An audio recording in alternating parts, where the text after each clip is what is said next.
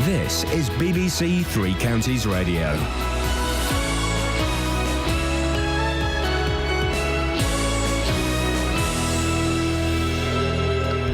It's 6 o'clock, I'm Simon Oxley. The headlines: tunnel plans for HS2 to be revealed, budget shortfalls for Milton Keynes and Bedford hospitals, and player charged over Stevenage biting allegations. BBC Three Counties Radio. New plans for a tunnel under the Chilterns for HS2 will be announced today by campaigners. Councils in Buckinghamshire are behind the proposals, which they hope will be considered by Parliament. More from our political reporter Paul Scoynes.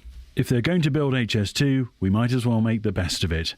That's the view of the councils in Buckinghamshire, who've made another attempt to show a tunnel under the Chilterns would be the best way to avoid the economic and environmental cost of the project.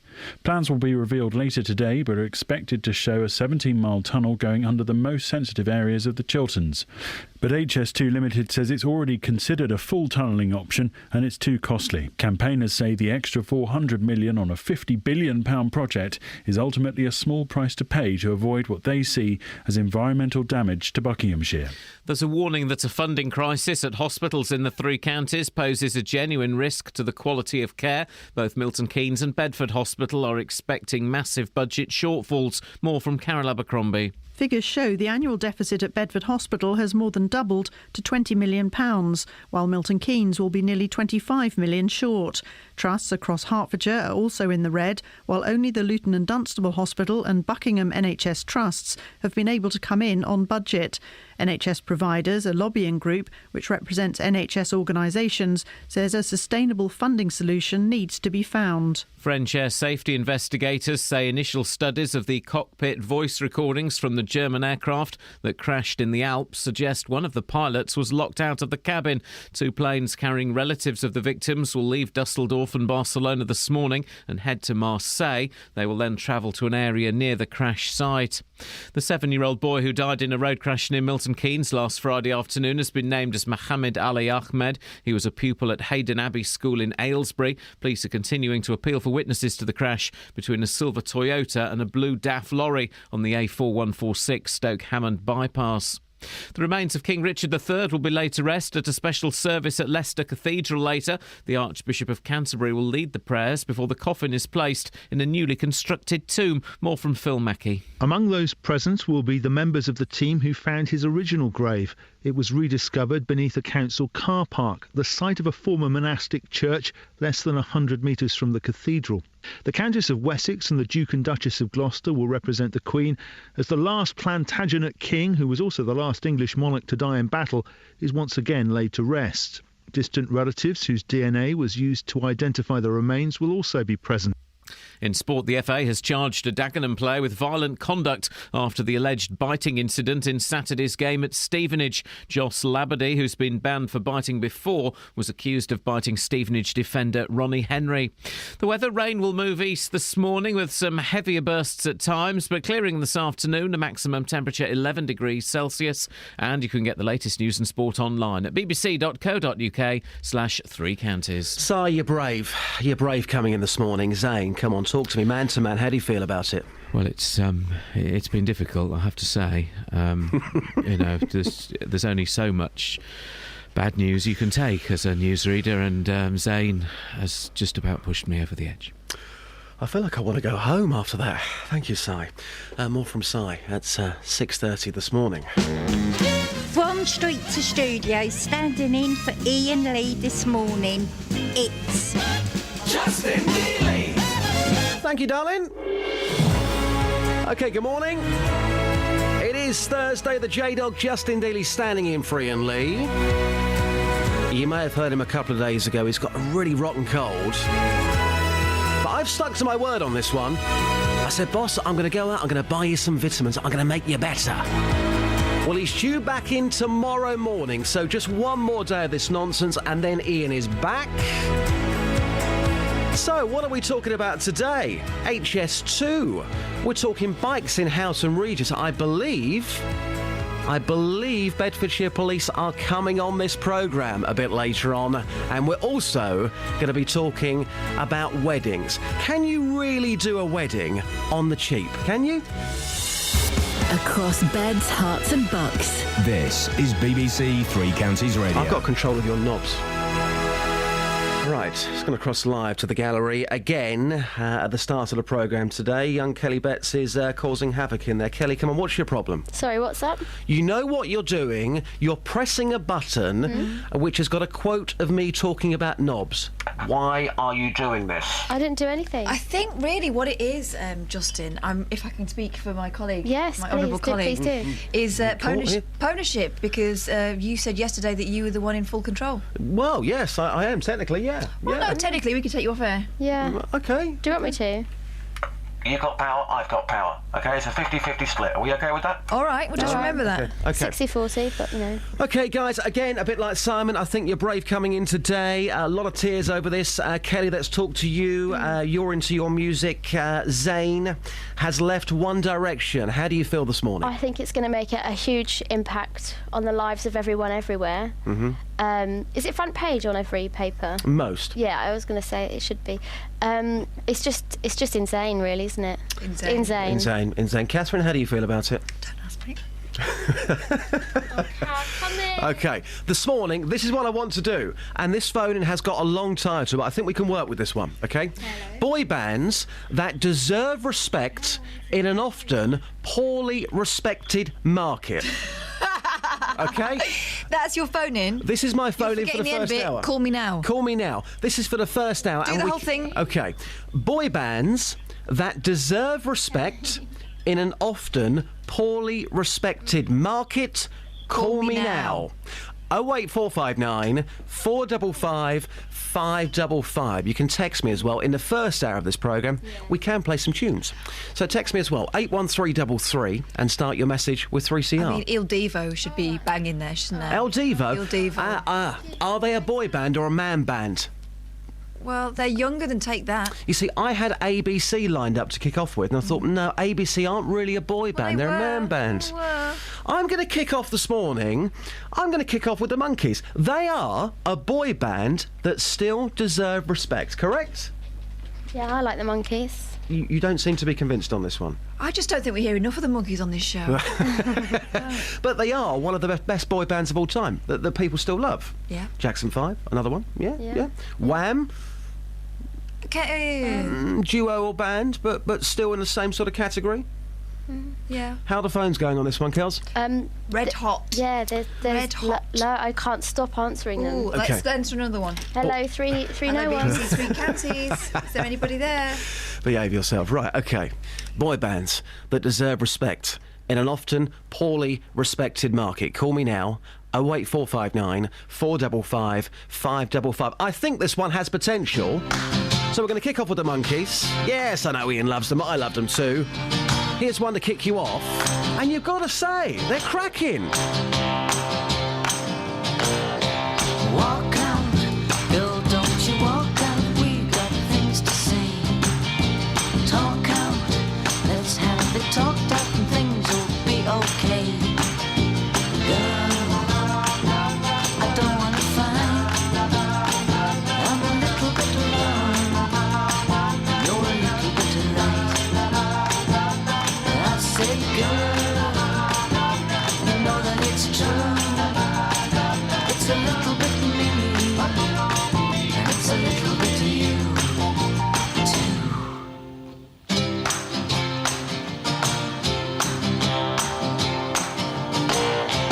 Don't know just what I said wrong, but girl, I apologize. Don't go, here's where you belong, so wipe the tears from your eyes. Girl, I don't wanna fight. I'm a little bit wrong. You're a little bit right. That's it, girl. You know that it's true. It's a little bit me, and it's a little bit you.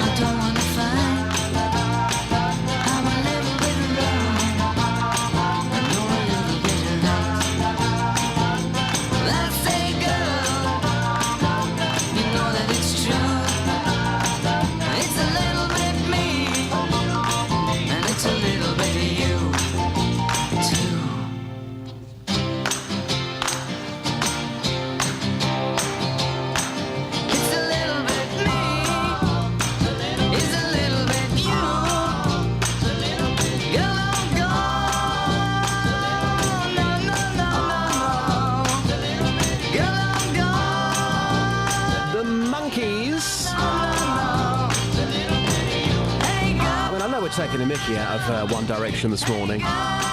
But in all seriousness, there are a lot of girls this morning, a lot of young girls, and we may be laughing at them, but they're waking up this morning really, really upset. We'll talk about this later on.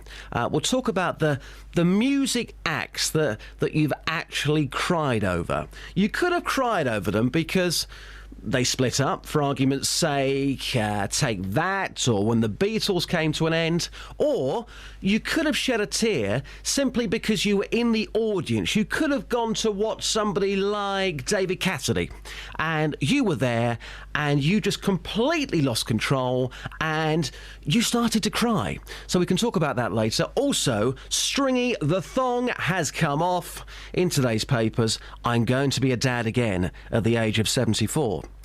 Now, as a bloke, I'm thinking, yeah, fair play, but 74? Probably a little bit too old to be a father. I don't know.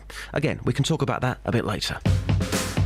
Across beds, hearts and bucks. This is Justin Dealey. BBC Three Counties Radio.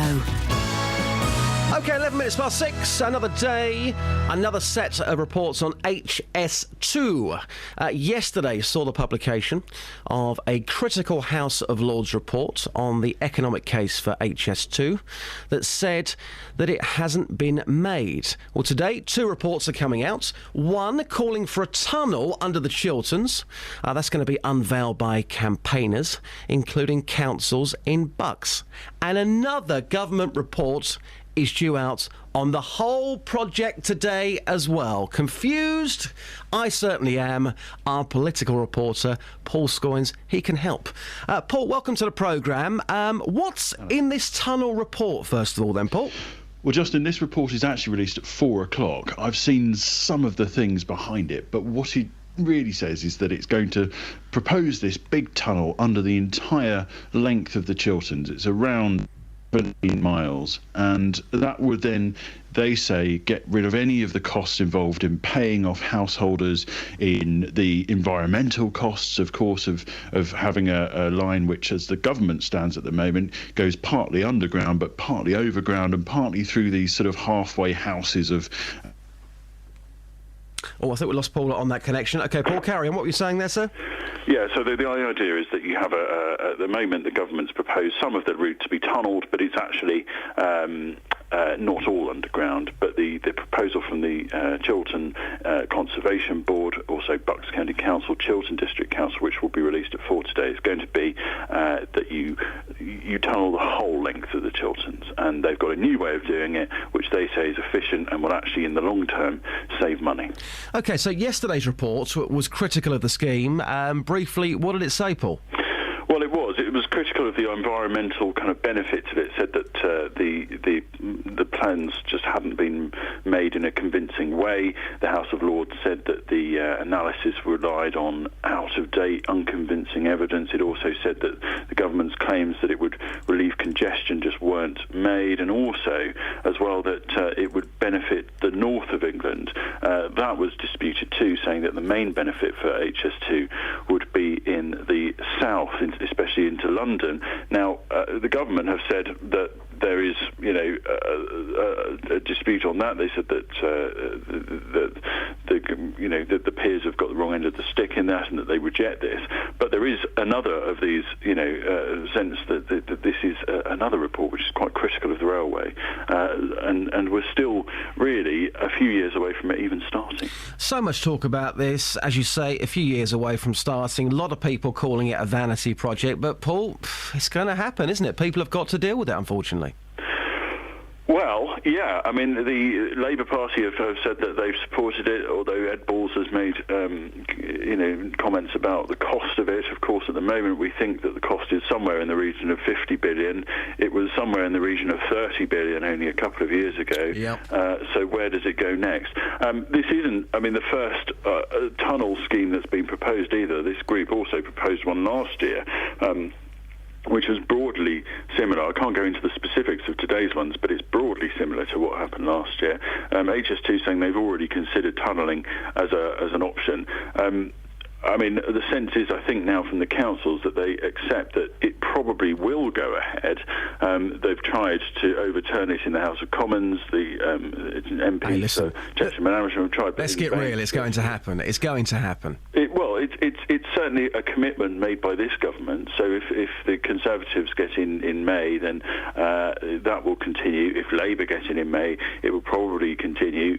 I mean, the party that has said it will scrap it is UKIP, but whether or not they form part of a government in May, it's unsure. I get the sense that the campaigners accept that this is probably likely going to progress. But even as I was speaking to HS2 yesterday, the company, they said that the spade in the ground moment isn't probably going to happen until 2018 at the earliest, and that depends on whether or not this committee that's meeting today sees all of the people who've complained, and there's a lot of those.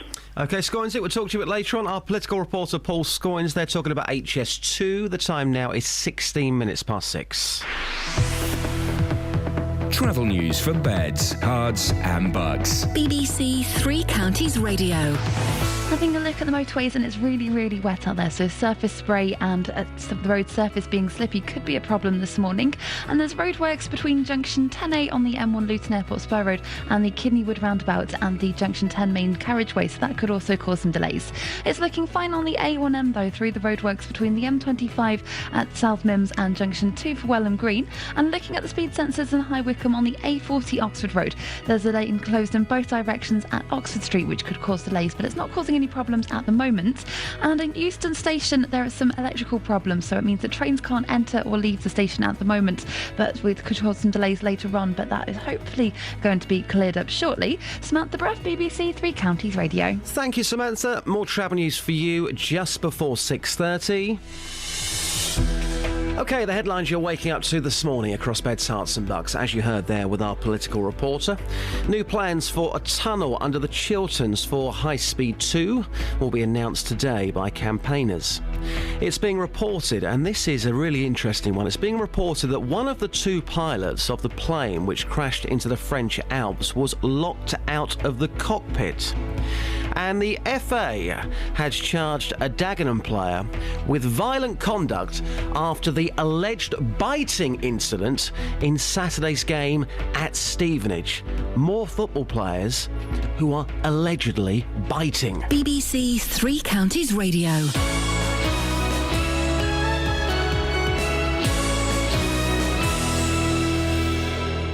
Every weekday morning. Let me get on with your consumer problems. Should I expect it to last as a £350 TV or a £250 TV? Jonathan Vernon Smith. Have you gone back to the retailer? I went and spoke to the company that you'd paid the money to. The JVS show fights for your rights and tackles your consumer problems. So I emailed again and reminded them of the statutory rights, which I've heard in your programme. If you need our help, email jvsshow@bbc.co.uk. They've backed down and they have put in writing to me that I no longer owe the money. And we could do the same for you. That's fantastic news. Thank you so much, Jonathan. Your team is fantastic because you look after the people. The JVS show, weekdays from 9 on BBC Three Counties Radio. This is Justin Dealey on BBC Three Counties Radio.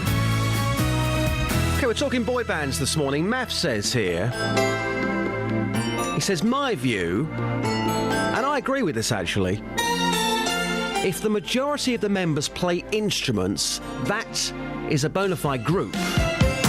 Whereas if they don't, well then they're a boy band. Thank you, Matt, for your text this morning, 81333. Start your message with 3CR. Not technically a boy band, but in the same sort of category, I would say. ABC, When Smokey Sings. Debonair lullabies and melodies reveal in deep despair on lonely nights. He knows just how you feel. The slyest rhymes, the sharpest suits, and miracles made real. Like a bird in flight on a hot, sweet night. You know you're right, just hold her tight. He suits it right, makes it out of sight, and everything's good in the world tonight. When Smokey sings, I hear violins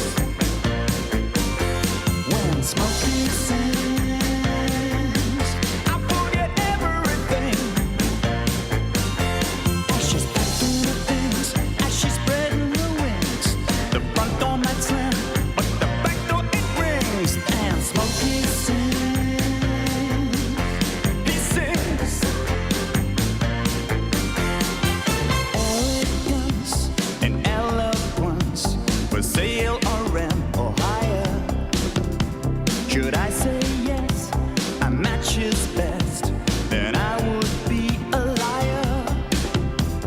Symphonies that soothe the rage when lovers' hearts catch fire.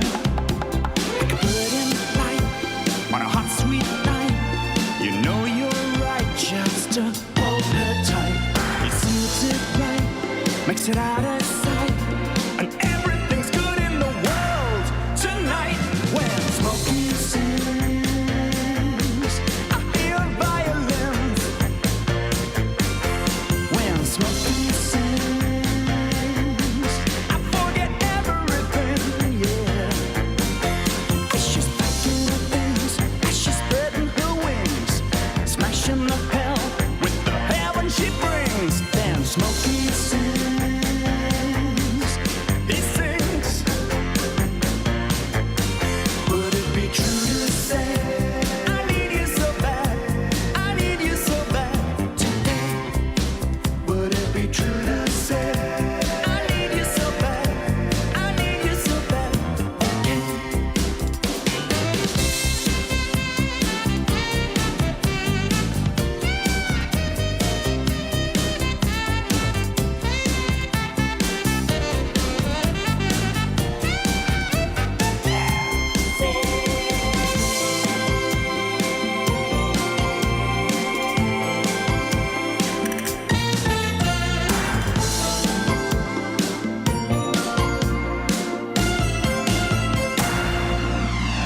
When Smokey sings, I hear violins.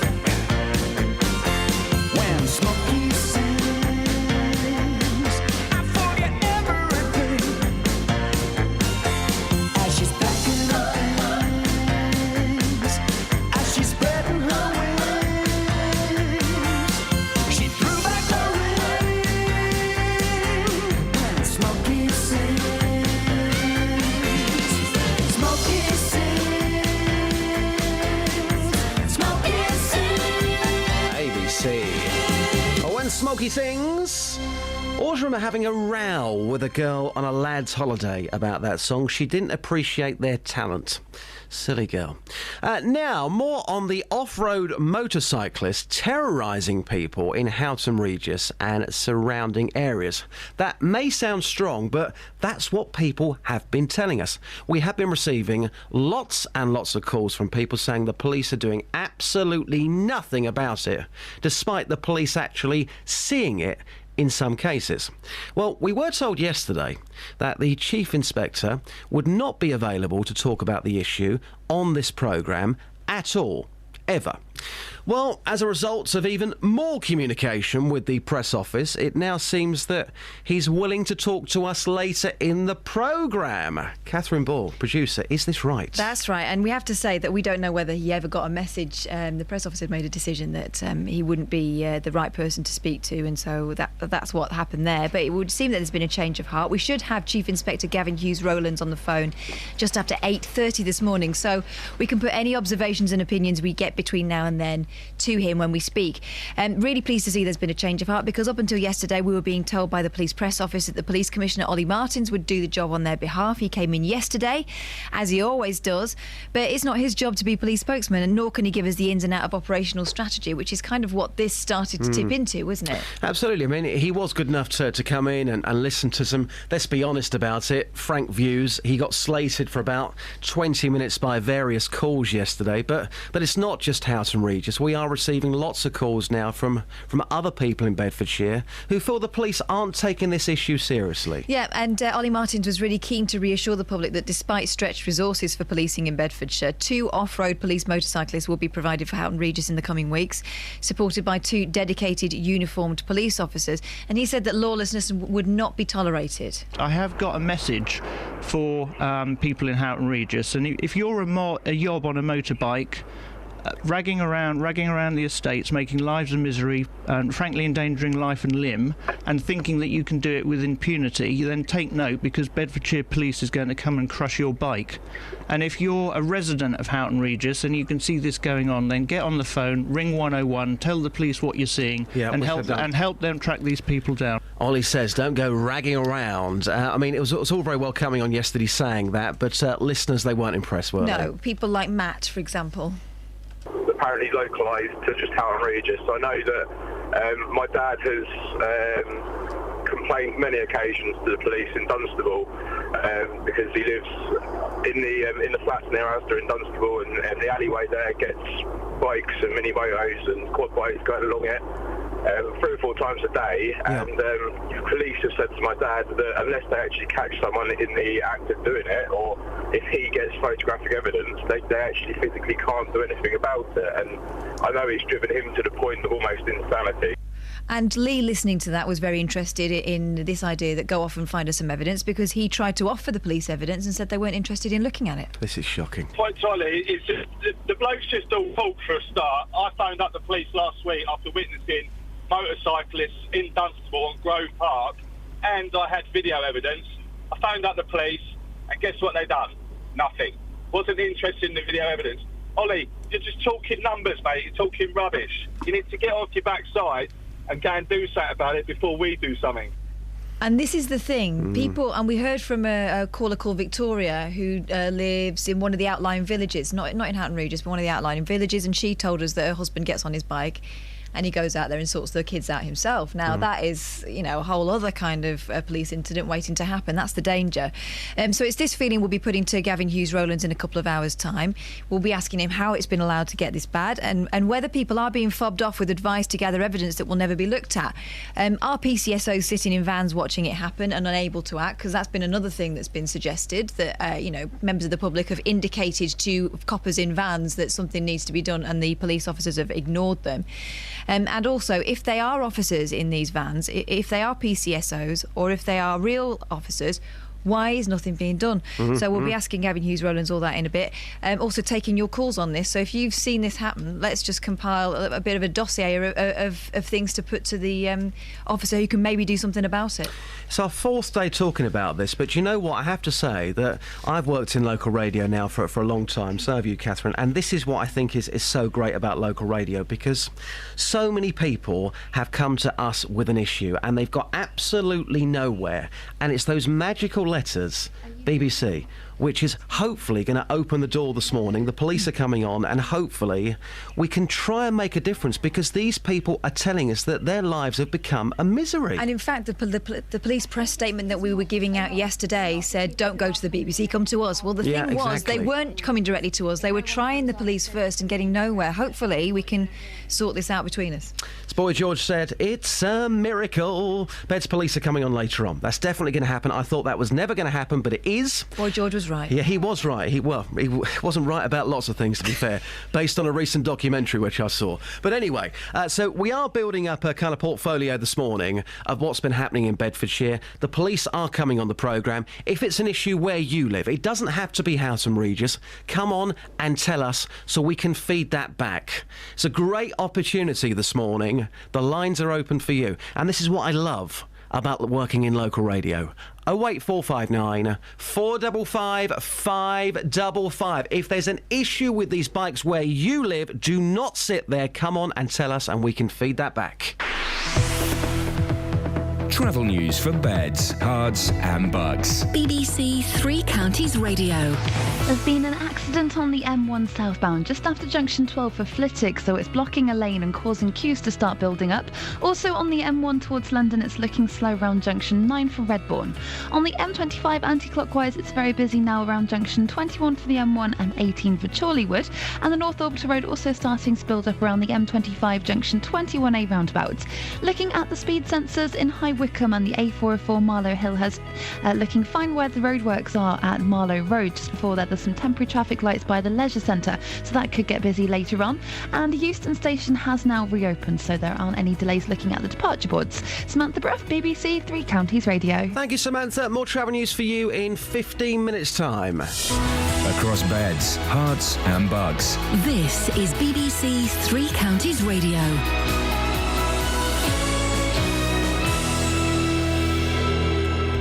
It's 6:30, I'm Simon Oxley. New plans for a tunnel under the Chilterns for HS2 will be announced today by campaigners. Councils in Buckinghamshire are behind the proposals, which they hope will be considered by Parliament. It's being reported that one of the two pilots of the plane which crashed into the French Alps was locked out of the cockpit. And there's a warning that a funding crisis at hospitals in the three counties poses a genuine risk to the quality of care, with both Milton Keynes and Bedford hospitals expecting massive budget shortfalls. Three Counties Sports. BBC Three Counties Radio. The FA has charged a Dagenham player with violent conduct after the alleged biting incident in Saturday's game at Stevenage. Joss Labadie, who's been banned for biting before, was accused of biting the hand of Stevenage defender Ronnie Henry as the pair clashed in the closing minutes. The incident is still being investigated by Hertfordshire Police, but Labadie has until 6 p.m. next Tuesday to respond to the FA charge. Milton Keynes Dons duo Ben Reeves and Will Grigg played for Northern Ireland in last night's 1-0 defeat by Scotland in Glasgow. It was Reeves' full debut. Lee Hodgson was a second-half sub. Watford's Ikechi Anya played the full game for the Scots. Here's Roddy Forsyth. Yes, we had a winner and we had a loser, but both managers could take something from a friendly that marked Scotland's return to Hampden for the first time in 16 months. For Gordon Strachan, the positives were first-half pressure, the pace and directness of Anya, another win and the decisive goal from a corner kick by Matt Ritchie on his debut and converted by Berra, who came on as an interval sub. For Michael O'Neill, his players held the Scots at bay for all but 5 minutes and conceded only after Johnny Evans had gone off. And for both sides, it's what happens in the weekend Euro qualifiers that really matters. Meanwhile, Watford striker Odion Ighalo made his debut for Nigeria in their 1-0 defeat by Uganda. Luton have extended the loan of West Ham striker Elliot Lee until the end of the season. Lee scored both goals in Tuesday night's defeat by Wickham. Ahead of this weekend's Malaysian Grand Prix, the row between the Milton Keynes Red Bull team and their engine supplier Renault has escalated. The Renault chief has accused Red Bull's technical boss Adrian Newey of lying after Newey blamed the car's problems on the engine. Red Bull finished a lap down on Lewis Hamilton's Mercedes in the opening race of this season. And at the Cricket World Cup, Australia are playing India in the second semi-final, with the winners facing New Zealand in Sunday's final. A short while ago, Australia were 239 for 4 from 40 of their 50 overs. BBC Three Counties News and Sport. The next full bulletin is at 7.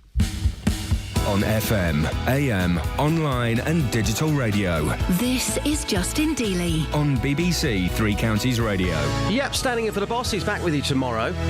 So, Catherine, a big phone in this morning. Boy bands that deserve respect in an often poorly respected market. Call me now.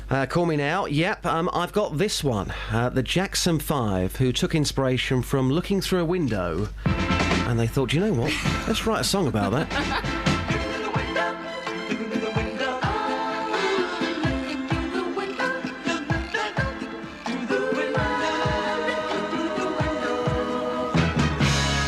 Control of your knobs. Looking through the window to your heart. Oh, baby, I can see it's cloudy. The rain's about to start.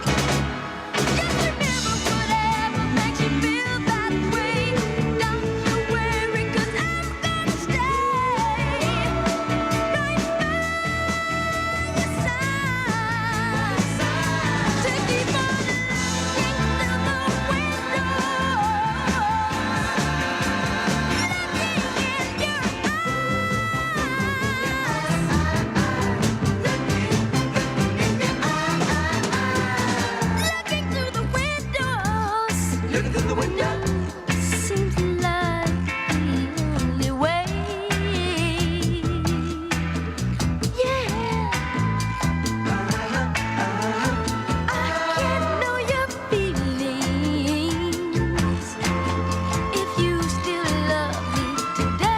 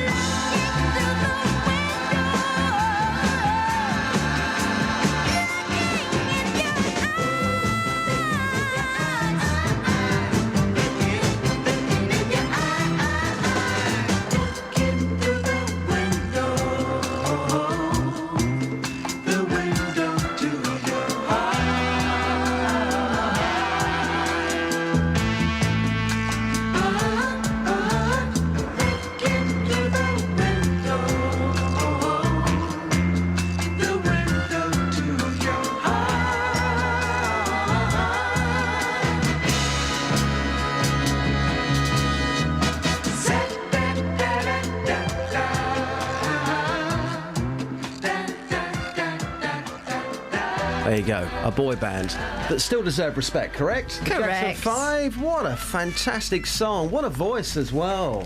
We could talk about Off the Wall all day, but there, incredible stuff. Let's go to Don. Don, good morning to you, sir. Morning, how are you? Don, do you know what? I'm feeling good this morning. I've got the vibe. What about you? I'm just heading home. Oh. That's Nottingham. He had the vibe. He's left it in Nottingham. What do you do, Don? Vehicle recovery. Oh, right. Busy night? It was, bear in mind, I wasn't meant to be working. Oh. One of those. OK, Don, so you phoned up this morning because we have been talking about One Direction.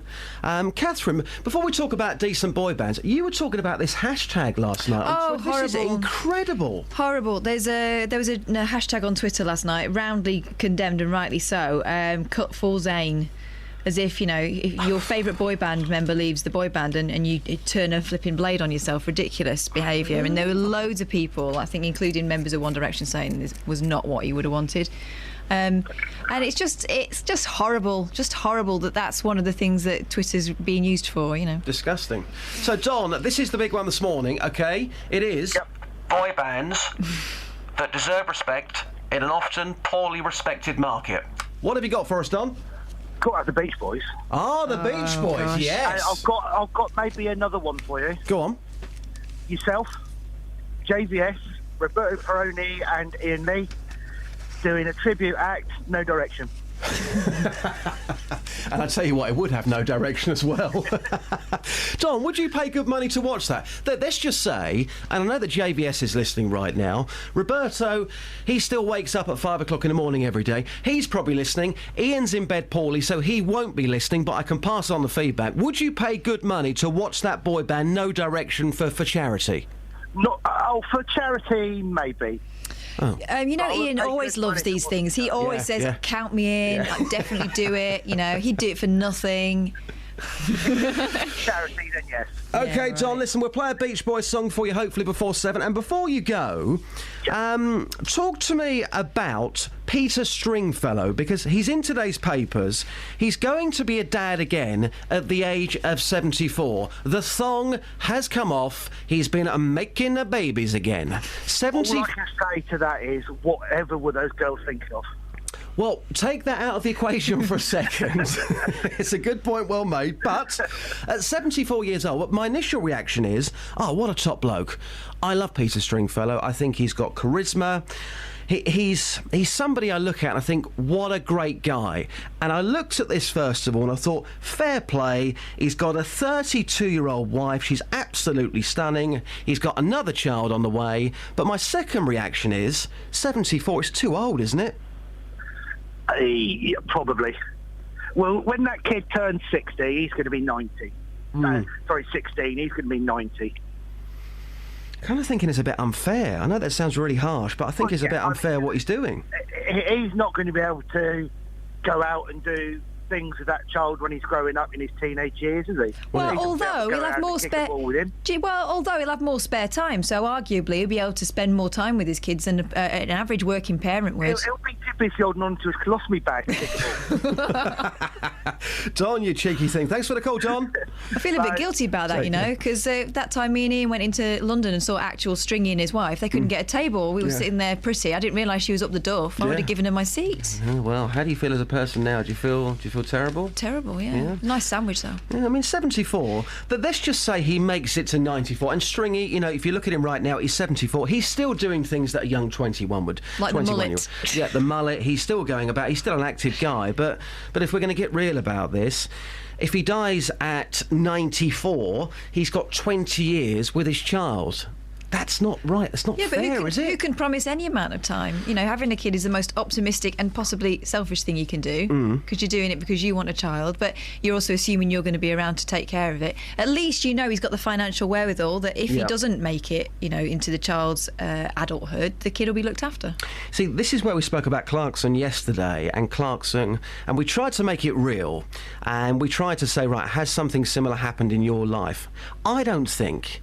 In the real world, I don't think, and we hear about people like Des O'Connor, we hear about people like Peter Stringfellow, in the real world, we haven't got dads that are having babies in their 70s, have we? Do you know of anybody? Because I don't. No, but there's something about a 74-year-old millionaire that makes them super attractive to younger women, isn't there? Is that what the it could be? Is that the... was that famous Mrs. Merton line that she said? Who was that to? To Debbie McGee. What made you fall for the millionaire, Paul Daniels? I wonder. But again, in the real world, because he's got money, because he's got the cash, is that why this is happening? Do you know anybody who's going to be a dad or has been a dad in their 70s? Give us a quick call on that one. 08459 455 555. OK, so that's in the papers. Some other bits and pieces, not particularly great today, but some other bits and pieces. There's some bits and bobs. Cheers to retirement. This is what you could be getting up to in your retirement if you're not Peter Stringfellow. Page 3 of the Daily Mail. After a lifetime of working hard, pensioners deserve to raise a toast to retirement, and these days they're doing just that, enjoying a daily tipple at 6:30pm apparently. Some prefer to crack open a bottle a little earlier, around 4, but others can't even wait that long and say cheers with their first glass at lunchtime. This is very patronising, this report, isn't it? With such a relaxed start to the day, it's no wonder that a poll of retirees aged 60 and over found 94% were enjoying their post-work life, while half said they're having more fun than ever before. They've saved up. They were lucky, weren't they? They were. They ended up buying their own houses. If you've not got a mortgage anymore, you can spend it all on whatever you want. Well, I feel sorry for the kids today. I sound really old by saying that, but I do, because a lot of people... Let's just say you've got a family who live in Harpenden together. That family, it's important, as far as I'm concerned, for them to stay together, to be around, to be near each other. If you're a young kid, unless you've got a super-duper job and you're in your early 20s flying high, you're not going to be able to afford a property in Harpenden. Well, you're assuming everyone's going to be buying houses. I think that we're going to have to give up on that idea and everyone's going to end up renting, like they have done on the continent for years and years, because, it's just not a possibility for so many people, and maybe it's just time to give it up. Or you have a mortgage that your kids end up paying. Yeah. I mean, that's something that they've been doing in Japan for years. Those crazy guys in Japan.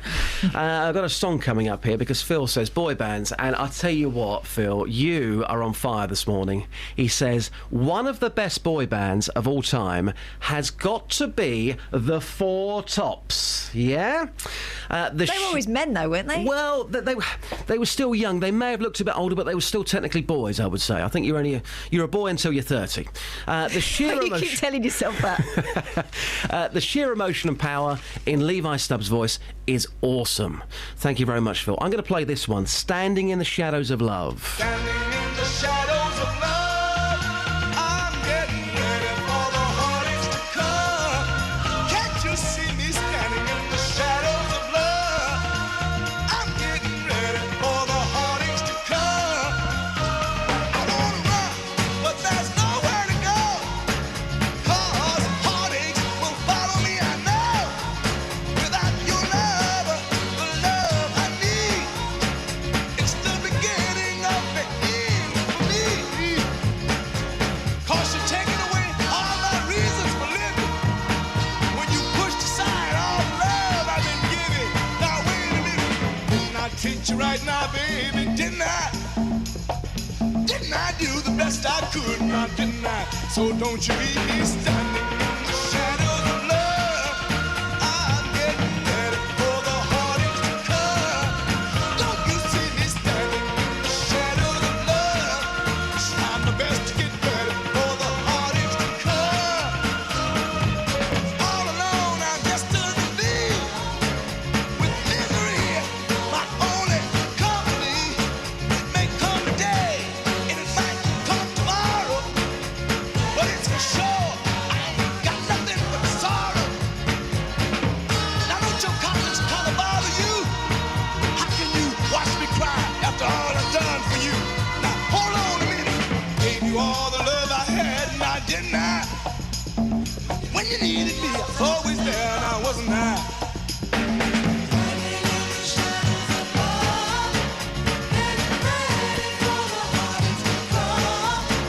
I'm trying not to cry out loud.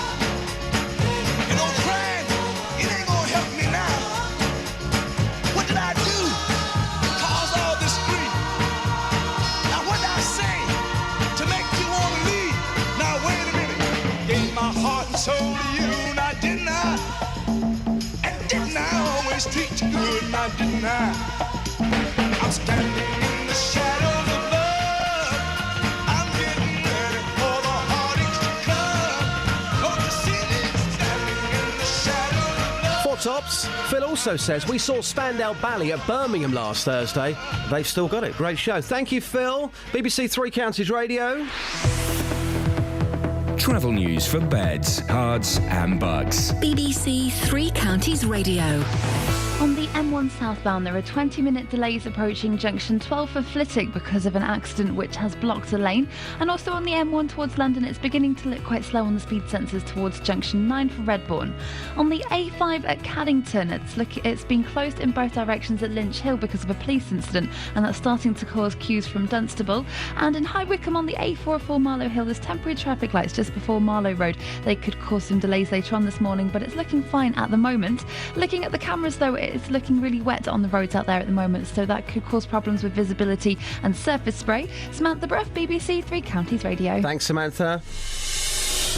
So the headlines you're waking up to this morning: new plans for a tunnel under the Chilterns for High Speed 2 will be announced today by campaigners. It's being reported that one of the two pilots of the plane which crashed into the French Alps was locked out of the cockpit. And the FA has charged a Dagenham player with violent conduct after the alleged biting incident in Saturday's game at Stevenage.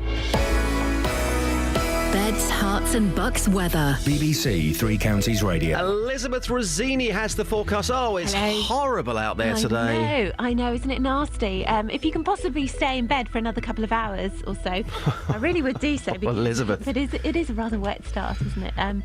But you know, we've got some heavy bursts of rain just over the three counties at the moment. That's going to be pushing its way eastwards through the course of the morning, and it will start to get drier across parts of western areas of Buckinghamshire first, I suppose. Over the next couple of hours or so, we start to see a little bit of clearance from that, and by the time we get to lunchtime, well, it's a nice bright and dry picture actually, all but sort of eastern areas perhaps of Hertfordshire, which may just hang on to that cloud for some time into the afternoon. But you know, dry and bright this afternoon, some good spells of sunshine, so wet commute into work for many of us this morning, but a dry journey home. There'll be some sunshine around, just a fairly brisk northwesterly wind this afternoon, so despite the sunshine, it's still going to feel quite chilly, taking the edge off the temperatures. But in theory, you know, highs of 11 or 12 Celsius, 54 in Fahrenheit. Overnight tonight, a dry, clear, quite cold as well. We'll see temperatures down to 1 or 2 degrees in many of the towns. We could see temperatures dip just low enough for a touch of frost in the rural spots, I suppose, overnight. The winds will fall much lighter into tomorrow. Tomorrow, altogether more pleasant, some sunshine, brightness around through the morning, clouding over into the afternoon. The weekend, I'm afraid it's looking wet and windy, but it is going to be a little bit milder. That's the forecast. Elizabeth, do you fancy seeing me dressed up as Madonna? Well, yes. Where can I see you dressed up as Madonna? Go to the BBC Three Counties Radio Facebook page. The Facebook page. What about the Twitter site? Yes, it's on Twitter as well. Yes, it's been socialised. Can I Well, I would do that. Elizabeth, you can't unsee this stuff, so I would approach it with caution. Really? Is it Madonna? Conical Madonna. Or is it Madonna? Oh, okay. It's Madonna. That's all you need to know. Brilliant. Well, but there's so many different sort of looks that she's got that I'm just wondering which one. She's just wondering how many clothes you'll be wearing. Yeah. Not a lot, to be fair. Oh, mustache. Have a look later on. Thank you, Elizabeth. Bye. A technical Madonna fan. On the way next, we talk to Kev. Monday Night Sport is a sports programme unlike any other. I love going somewhere where the sport takes place. Go to the judo club in Aylesbury where he almost got strangled to death. He's just about to get flung in the air and crash to the floor. Oh! Yes, it is about sport, but it's also about us two having a bit of a giggle at the same time. Anywhere on the green, he's got one over on Lucy, the US Open competitor. Oh, I think we can see that. We've had some great ones. I thought the wakeboarding was just tremendous. Yeah. That is so far out of our comfort zone. I don't quite know how I fell off, but I think it was something to do with the balance. And of course, you can see all the videos on our YouTube channel, youtube.com/BBC3CR. Three Counties Sport on BBC Three Counties Radio. Justin standing in for Iain. Ian's back tomorrow, hopefully, isn't he? Hopefully, yeah. Yeah, fingers crossed. He's been a poorly boy. OK, Kev's in Northampton. Morning, Kev. Morning, J-Dog, or do we call you Madonna Man? Yes. That was a good look, apart from the nails. What do you mean? Well, you didn't paint the nails, did you? Well, to be fair, I had the manicure. Well, what more do you want? Oh, I don't know. You didn't go all the way. Anyway, we're talking about boy bands. Yeah, okay, Kev, yeah. And following on from the theme yesterday with the old Macca conspiracy, what about that boy band Kiss? Kiss, yes, I'll take them as a decent boy band. But mind you, we got speaking about this earlier. Are they a boy band or a man band? Well, I don't know. They're always behind the makeup, aren't they? Yeah. Can rockers be boy band? I thought boy band was a pop thing. It's how you dress it up, isn't it? Well, they did dress it up, didn't they? Yeah, they did with the makeup. They went the whole hog. I wonder how long they were in makeup for before a show. I mean, gets me thinking, Kev. I mean, this is the thing. Boy bands, and this is why I've come up with this title, boy bands off the back of Zayn leaving One Direction, boy bands that deserve respect in an often poorly respected market, because a lot of boy bands, they get slated. But there's some real talent out there, Kev. There is. I mean, you've got to remember as well, they all started off as boy bands. Yes, they did. Probably in the school band. And before you go, Stringy, he's going to be a dad again at the age of 74. Is that cruel? Is he too old? No, I think it's brilliant. I mean, if only my dad could walk around with goalposts. I mean, he got them all the time, hasn't he? He's always set up for a game of football. You watch it, little string fella, 20 years' time, he's going to be there. Thank you, Kev. Cheers. No problem. Cheers. Bye. Great call. OK, our BBC introducing track of the week. We can now go live to the gallery and talk to the incredible talent that is Kelly Betts. Morning, Kelly. Morning. So, the BBC introducing track of the week, please. Why are you sitting like that? What are you doing that voice for? Well, I'm just trying to give you a big build-up. Oh, okay. Yeah. So, Right. Can you tell us about the track, please? I can. Can I just quickly say something else first? Okay, if you must. There's a singer called James Bay who uploaded his music to us in 2012, but we've known him since 2008, and he's now #1. His album went straight in at #1 in the midweek chart. So we'll never hear from him again. How He'll never pick up the phone amazing. to you again. We're so pleased for him. We're so happy. Let's give him a spontaneous round of applause. Not for the hat, but for the album. That's great hat, great hair, great vibe. It is actually, to be fair, it is a great story. It's a fantastic story. It's basically how somebody can come from nothing and then be #1 in the album charts with an amazing future ahead of them. Well done to him. So, our track of the week this week is... Yes, it's by a girl band called Delora. They're from Stevenage, and this is their track called Sober. Are they like the Spice Girls? They're better than the Spice Girls. Are they like Bananarama? They're going to last longer than Bananarama. You reckon? Yeah. OK, this is Delora.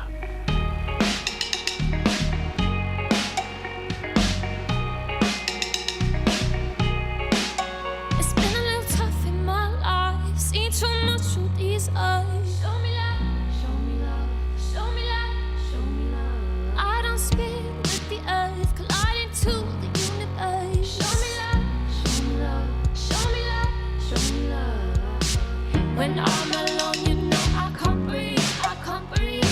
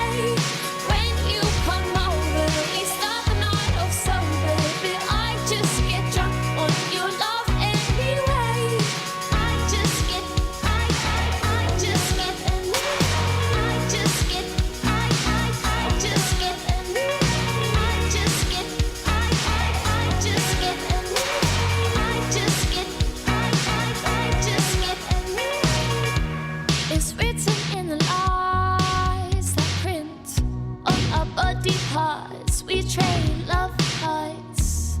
It's written in the lies that print on our body parts. We trade love hearts. It's written in the lies that print on our body parts. We trade love hearts. It's written in the lies that print on our body parts. We trade love hearts. When you come over, we start the night sober, but I just get drunk on your love anyway. When you come over, we start the night off sober, but I just get drunk on your love anyway. I just get anyway. I just get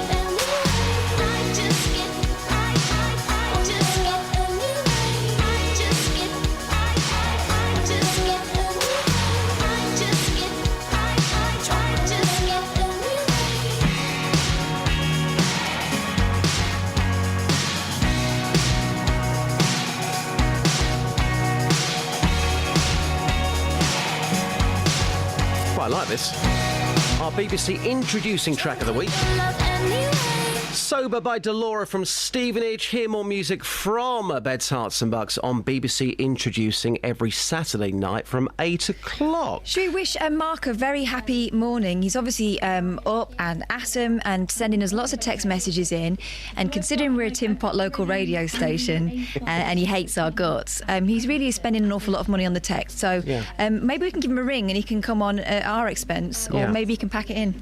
Mark, do you want to come on this morning? If you do, the phone lines are open. 08459 455 555. Alternatively, listen to Radio 4 or something. That's clearly more your level. I mean, Mark, listen, in life people support football teams. He's a Watford supporter and he's having a go at me because you support a scummy football team. You'll never beat the Orns. Yellow Army for life. It's highbrow stuff. Come on, Mark. How old are you, son? Come on, how old are you? And when was the last time Luton even played Watford? Don't even go there, Justin. Years ago. Mark, if you want to come on, we'll have a chat if you like, but some of those text messages, come on, grow up. 2 minutes to 7. Travel news for Beds, Cards and Bucks. BBC Three Counties Radio.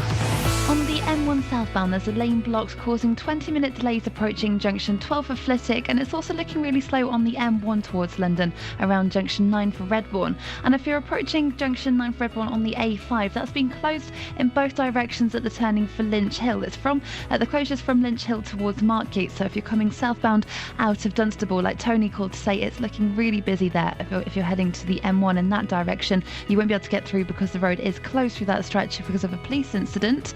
On the A1M southbound, it's looking very slow at junction 8 for Hitchin and 7 for Stevenage. Samantha Bruff, BBC Three Counties Radio. Thank you, Samantha. Just because of my football team.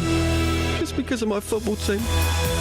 OK, lots we're talking about today. High Speed 2 in Bucks. The story with bikes in Houghton Regis goes on, hopefully. Fingers crossed. They said they're going to appear Bedfordshire Police on this very programme. Local and vocal across Beds, Hearts and Bucks. This is BBC Three Counties Radio.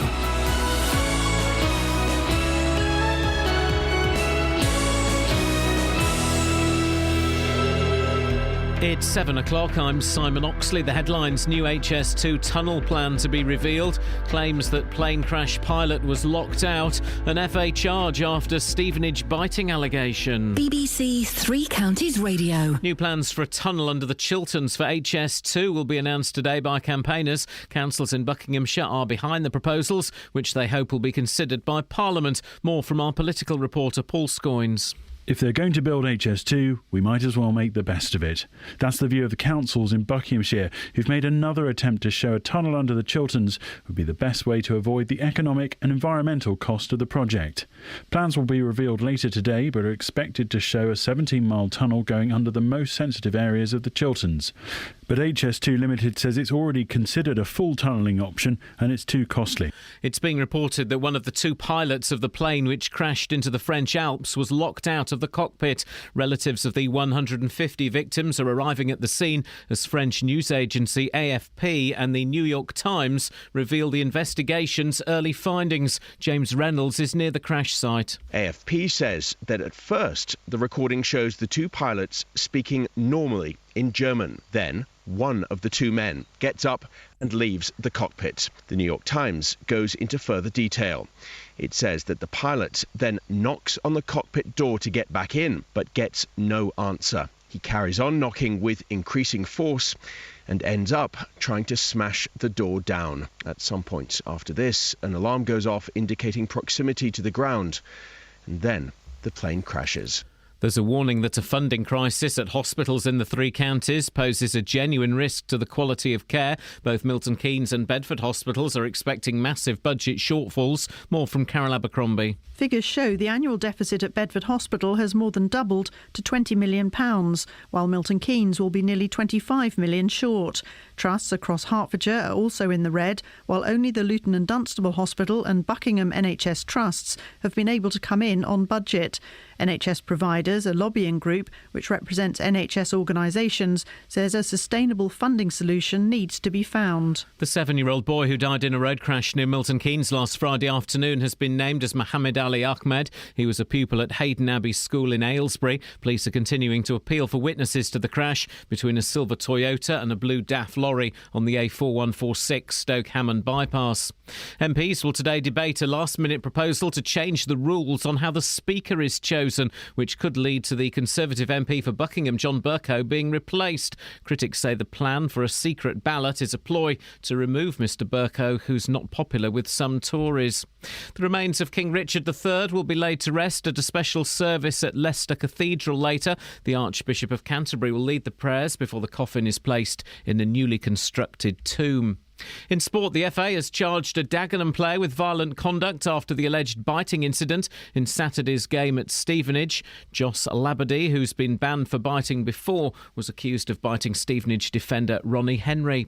The weather: rain will move east this morning but clear this afternoon, a maximum temperature 11 degrees Celsius. And you can get the latest news and sport online at bbc.co.uk/3 counties. Simon, you love your football, you love your cricket, you're a competitive guy. Have you ever bitten somebody on a playing field before? No, I think that particular tactic has passed me by. I think what I'd have to do is probably put some salt sachets down my sock or something. Well, why would you want to bite into flesh without any salt? It's bizarre. Thank you, Simon. Incredible story, that one. Say allegedly, but he has done it before.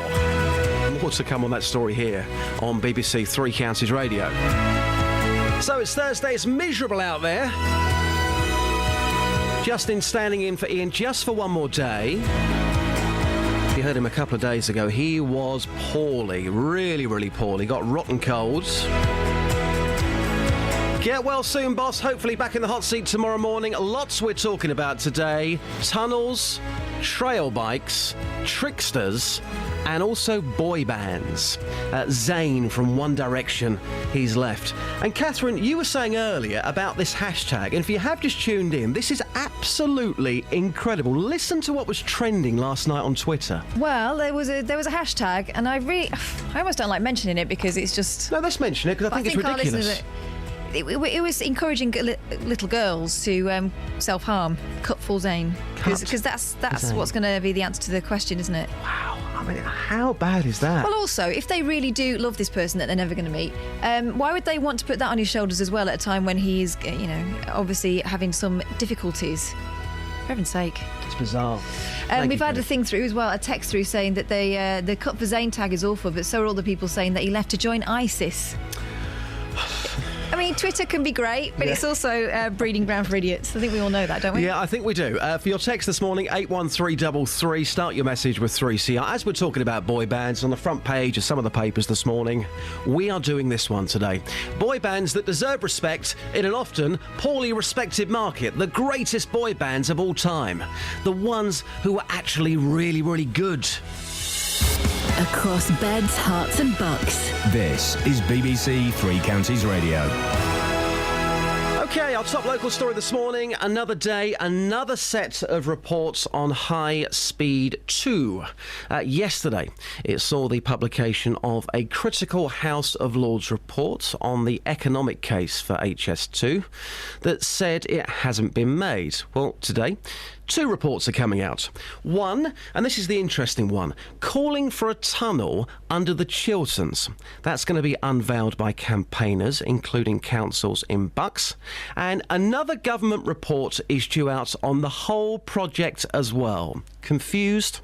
Our political reporter, Paul Scoins. He can help us. Scoinsy, thanks for joining us. This tunnel report, we've heard similar reports in the past. What's so unique about this particular tunnel report which is out today?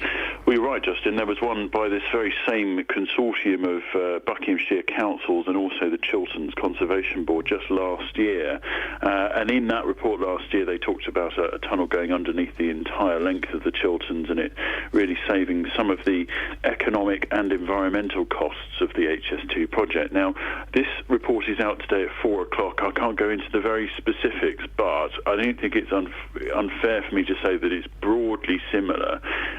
There are a few tweaks which make it a little different, and you'll hear more of those later in the programme, but the basic theory is the same. Put everything underground from the M25 to past Wendover, and you miss out a vast amount of the economic, environmental costs, of course, because you've got to pay off all of those people that you have to buy the homes from to kind of to clear the space for the railway line, and also, of course, the immeasurable costs of the environmental damage that would be done, according to campaigners. Now, the HS2 Limited say, well, we have already considered tunnelling the whole distance. We found it economically unviable, and they said that also that the current system, or the current plans, which do include certain amounts of tunnelling, but not entirely all of it underground. Some of it is in deep cuttings, so they're covered cuttings. They're called green tunnels. They're not quite complete tunnels, but they are. The company says anyway, better than just having the trains on the surface. So there is a sort of a discussion now to be had once these plans have sort of been looked at by MPs, and the hope is that the committees will now start to look at them too and decide whether or not actually they should force HS2 to adopt it. I've worked at this radio station for many years. I've been on various protests about High Speed 2. For those that are coming into this fresh, and it can be quite confusing, what is High Speed 2? How much is it going to cost? In a nutshell, why do the powers that be think that we need HS2? Well, the theory behind HS2, Justin, is simple. You open up the north of England. That is what the government and High Speed 2 Limited have said. You create a super fast railway line that knocks time off the current journey to the north. And they've also said that the current capacity of the railway line is at breaking point. So you need to have another railway line. It might as well be a high-speed line. The cost, that's changed. We've heard originally it was somewhere in the region of 25 billion, then it went up to 30 billion, then recent estimates have put it upwards of 50 billion.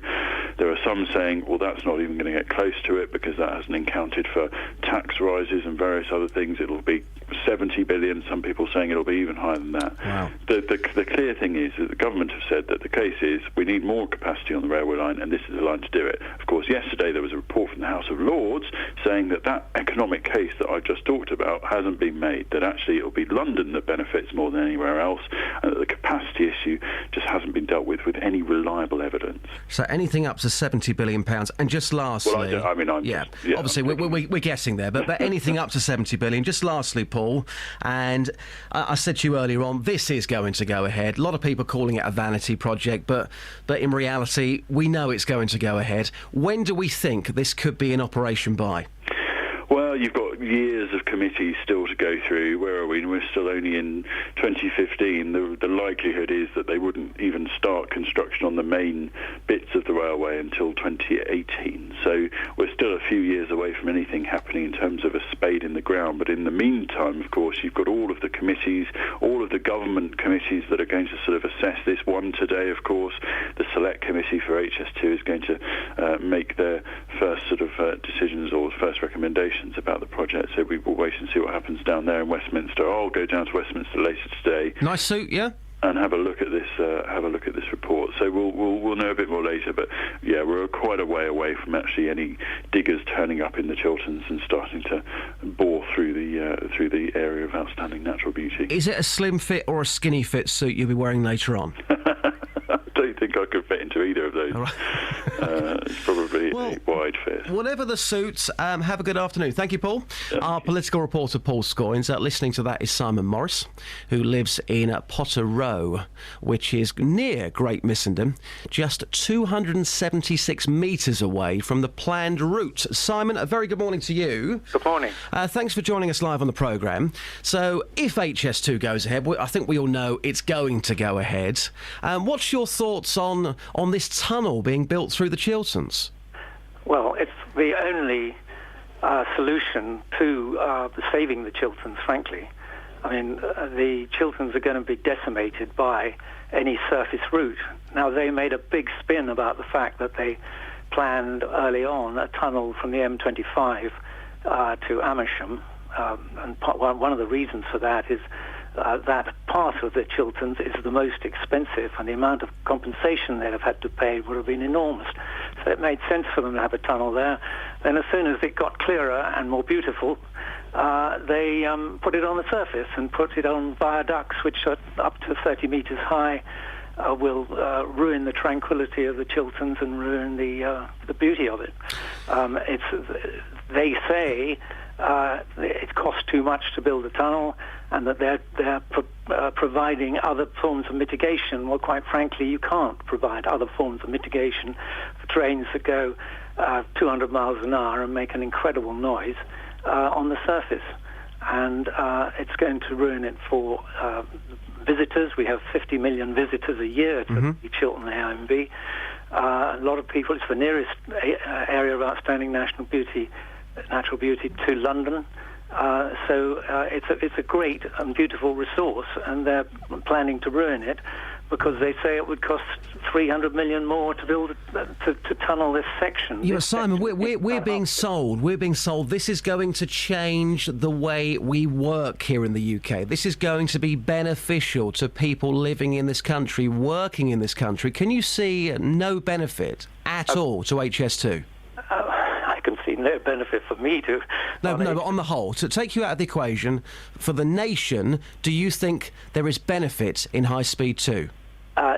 No, I think it's the wrong decision because, yes, it's important that the north becomes more of an economic centre, and yes, the north itself is not well interconnected. The major cities in the north are not well interconnected. What they're doing by doing a point-to-point high-speed rail means that a very few people who happen to live in the north of London near to Old Oak Common, not the centre of London, who want to travel to, say, Birmingham, not the centre of Birmingham, will be able to do it very quickly, and they themselves will benefit brilliantly. But it's less than 2% of the travelling public will be using this. They're putting a massive amount of money. The spend is over 50 billion, as we heard from your report. Anything up to 70 billion, yeah. And it's absolutely crazy. And this idea, Europe's got high-speed rail, France can make it, why can't we? Do you know the cost per mile of high-speed rail of HS2 is 9 times the cost per mile of French high-speed trains. It's a totally different context, and it's much, much more expensive. This particular route and line that they've decided on doing, it's crazy. The money should be used for commuter travel improvements, not for long distance. Simon, I've got to leave it there. As somebody who lives at 276 metres away from the planned route, you're perfectly entitled to your opinion. Thanks for joining us live on the show, Simon. Thank you. There you go, Simon Morris. It's a big local story, and I've covered this before. Many protests, lots of people very angry. If you want to have your say about it, if you live in that local area, give us a call this morning. BBC Three Counties Radio at 7:15.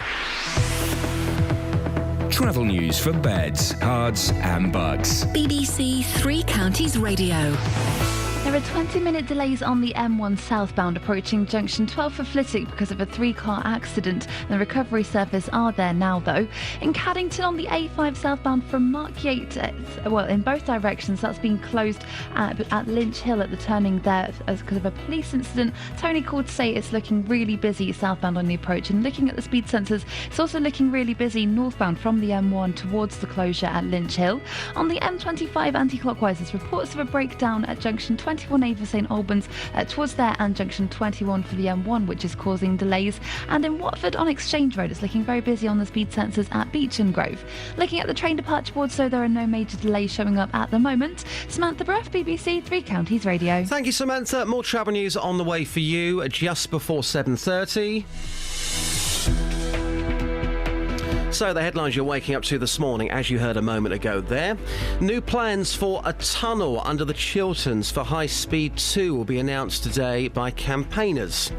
It's being reported that one of the 2 pilots of the plane which crashed into the French Alps was locked out of the cockpit. And we mentioned this with Simon earlier on. The FA has charged a Dagenham player with violent conduct after, not punching somebody, but allegedly biting somebody in Saturday's game at Stevenage. BBC Three Counties Radio.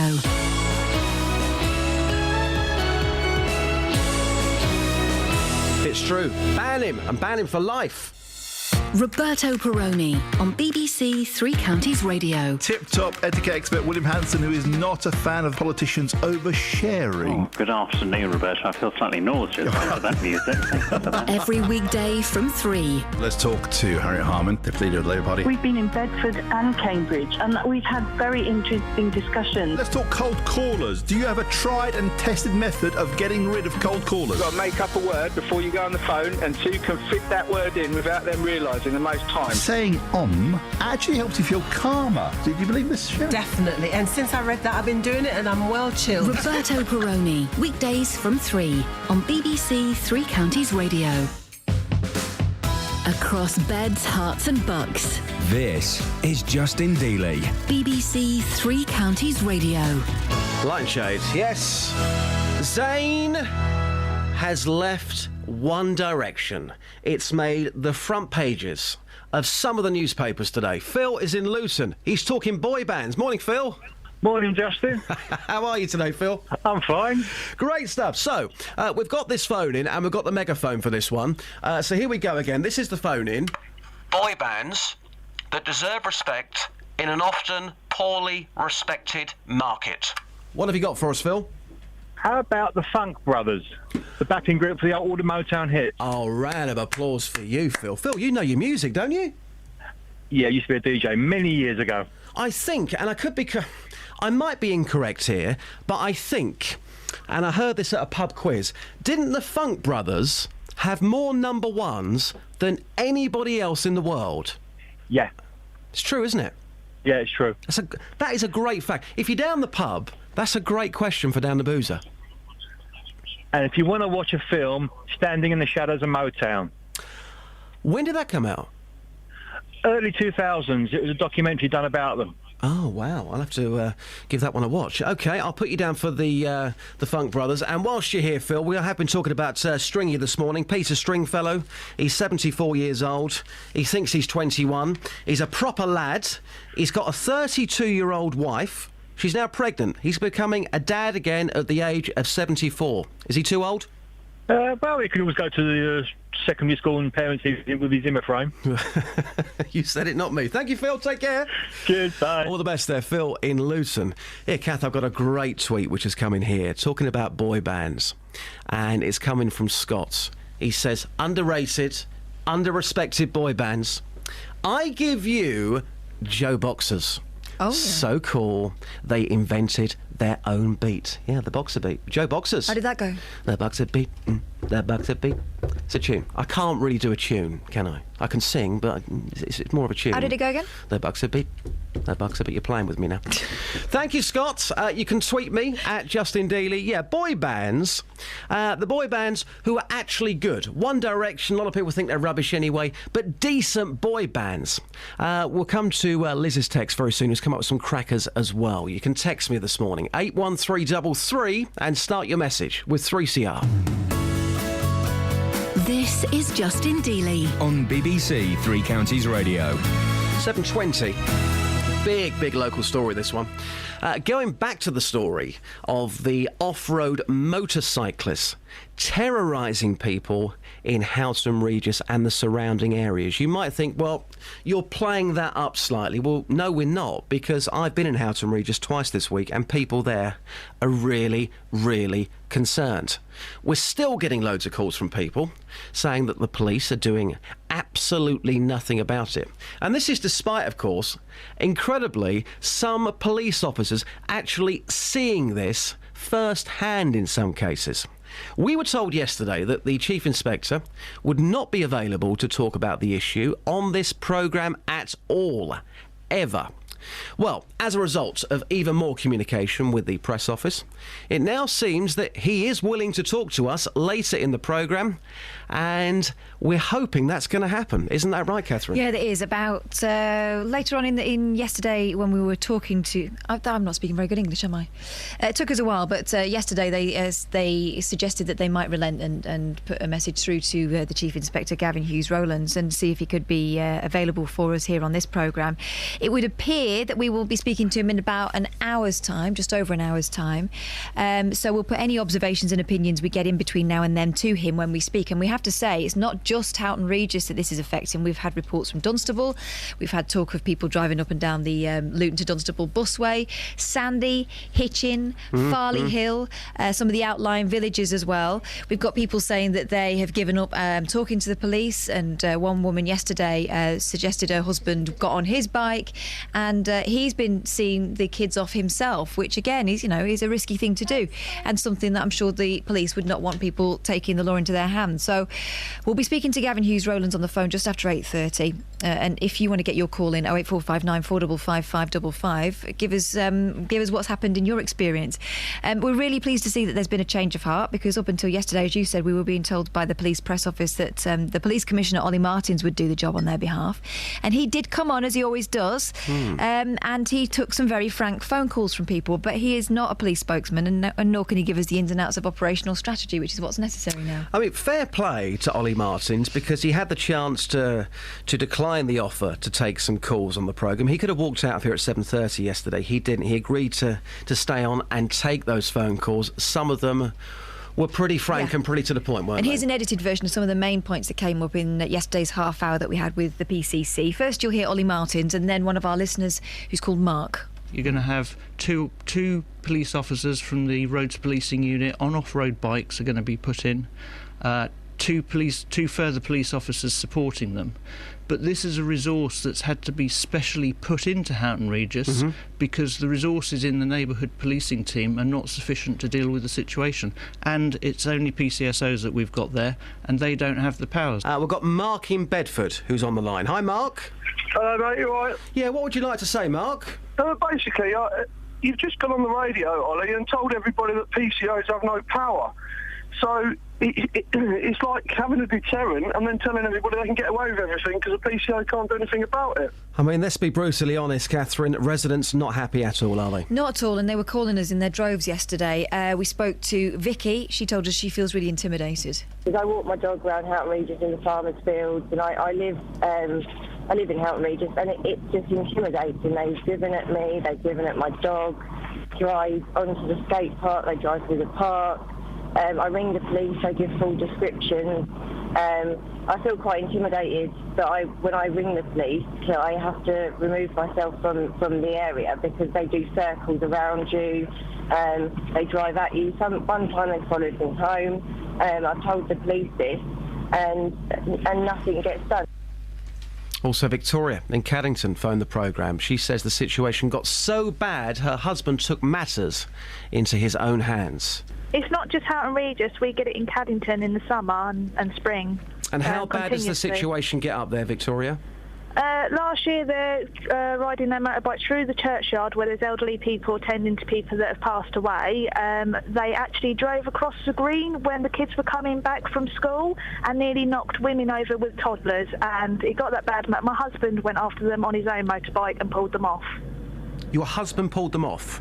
Yep, he has a motorbike and he saw it happen across the green, then nearly hitting a child, so he rode after them into the next village and pulled them off and asked them what they were doing and just heard a general have a go at them, but they don't change. It will happen again in summer. And we go on and on and on. There were so many calls which came in yesterday about Houghton Regis in particular, local areas as well. So now, in around an hour's time, we believe we will be talking live to the Chief Inspector Gavin Hughes-Rowlands, who looks after policing in central Bedfordshire. Yeah, and he gave us the statement in the last couple of days saying about the 2 off-road police motorcyclists being provided to Houghton Regis specifically in the coming weeks in order to directly tackle those responsible, supported by 2 dedicated uniformed police officers.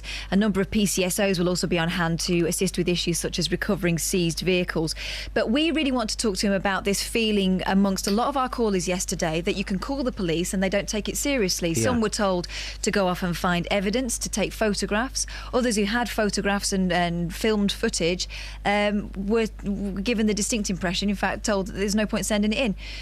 One person that we spoke to in the last couple of days was told to ring Andrew Selous, the local MP, and he had to say that he's not the fourth emergency service. Yeah. And we also had people telling us that things had happened, you know, people driving on pavements and stuff and cutting people up with pushchairs, etc., in front of police officers in vans, and when people indicated to them to do something about it, the police made out that they hadn't seen. This is the great thing about local radio, OK? So you've come to us. This story started really on Monday. That's when it started. It's developed a lot over the last few days. We were sitting here yesterday, Catherine, saying, what a great shame. Why can't the police come on the programme? They told us they weren't going to be joining us yesterday, today, Friday, or ever. Now that situation has changed. Yeah. They're going to be live on the show after 8:30. And it's not just a Houghton Regis thing. If this is happening where you live in Bedfordshire, come on and tell us, because it's a great opportunity today with somebody from the police actually appearing on this programme. And we also want to hear from you if you've had a good response from the police, if you feel that they are tackling it appropriately in your area, because, you know, I don't believe that the police wouldn't want to do something about this. I wonder whether it's about resources. I wonder whether we're looking at police officers in vans and not realising that they're PCSOs, so they haven't got the power to do anything about it. There may be more at play, and that's hopefully what we'll put to Gavin Hughes-Rowlands in a bit. Fingers crossed he's going to come on the programme. He certainly said that he will be. That's coming up after 8:30. So get your call in right now. Tell us what you've seen in Bedfordshire. And hopefully we can make a difference on the programme today. Because certainly some of the stories that I've heard this week have been... it's difficult to be impartial, but absolutely shocking, really. So if this is a concern where you live, give us a call. 08459 455 555. One quick text here from Liz. We have been talking about boy bands. She says, boy bands, J-Dog, the Small Faces. Yeah, quite possibly, I would argue, the most underrated band of all time. You hardly ever hear their songs on the radio. It's ridiculous. Liz says, even when they were older, they still looked like boys. Good looking, though. My first crush. Thank you, Liz, for your text this morning, 81333, and start your message with 3CR. Travel news for beds, cards and bugs. BBC Three Counties Radio. On the A5 between Dunstable and the M1, that's been closed in both directions at Lynch Hill because of a police incident that's causing long delays. On the M1 southbound, there are 20-minute delays from junction 13 for Bedford towards junction 12 for Flitwick because of an accident which has blocked a lane. And also on the M1 towards London, it's really slow approaching junction 9 for Redbourne. On the M25 anti-clockwise, there's reports of a lane being blocked by a van that's broken down between junction 21A for St Albans and 21 for the M1, which is causing some delays. But looking at the train departure boards, there are no major problems at the moment. Samantha Breath, BBC Three Counties Radio. Thank you, Samantha. Simon's up next with the news. More travel news for you in 15 minutes' time. Across beds, hearts and bugs. This is BBC Three Counties Radio.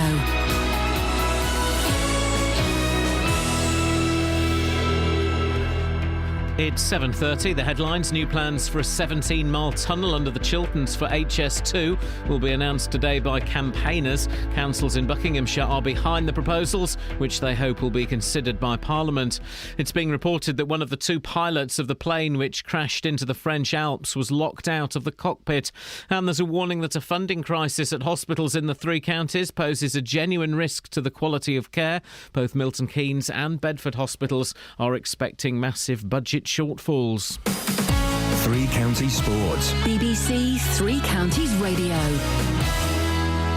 The FA has charged a Dagenham player with violent conduct after the alleged biting incident in Saturday's game at Stevenage. Joss Labadie, who's been banned for biting before, was accused of biting the hand of Stevenage defender Ronnie Henry as the pair clashed in the closing minutes. The incident is still being investigated by Hertfordshire Police, but Labadie has until 6 p.m. next Tuesday to respond to the FA charge.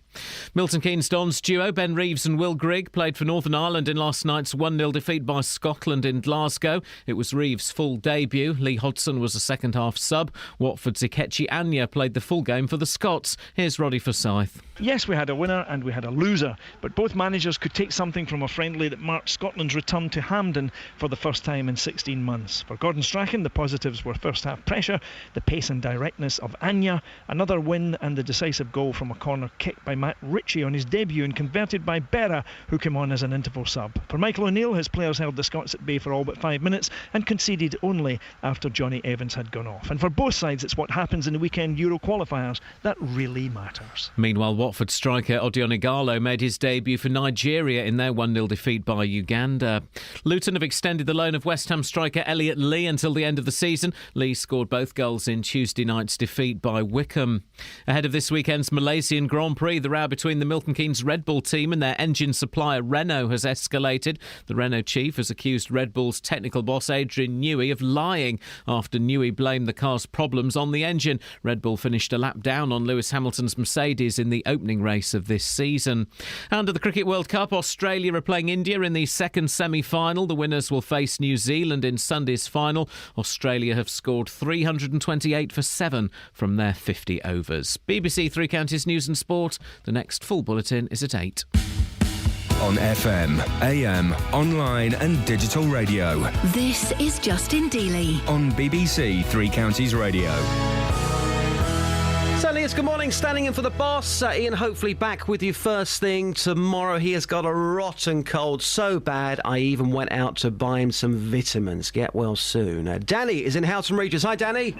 Morning, Justin. How you doing, mate? Very, very well indeed. It's been a big issue all week on this programme, and I'm really enjoying the way it's developing because Houghton Regis, a lot of people there very angry about the bikes causing chaos according to the locals. Bedfordshire Police said to us, nope, we're not coming on the programme. Now we believe they're coming on after 8:30. What would you like to say?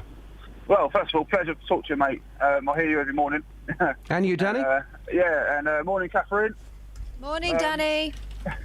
Well, basically, I just wanted to... I heard yesterday on the radio, a lady come on and she sort of stuck up to the police a little bit, and, you seem quite pleased because it obviously puts space back into the police. That's right, yeah. And I totally agree with you, Justin. Like, I don't agree with what the kids are doing. The kids are kids.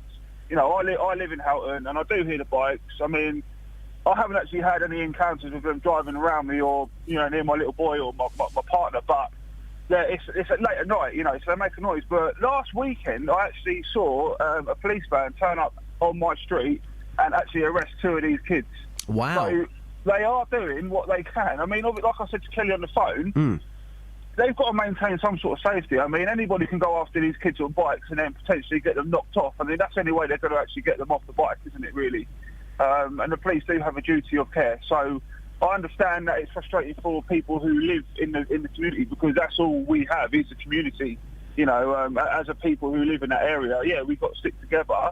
But on the other hand, I mean, there's a fine line between obviously arresting them and getting them arrested. Do you know what I mean? But at least you're seeing something, and I love calls like this because it's very easy for us to sit here all week like we have done, and a lot of people have been phoning up slating the police. It's nice to get a different spin. You've seen something and you've had the courage to phone up and say, look, I know a lot of people are slating the police, but look, I've seen this, so they are doing something, which is great.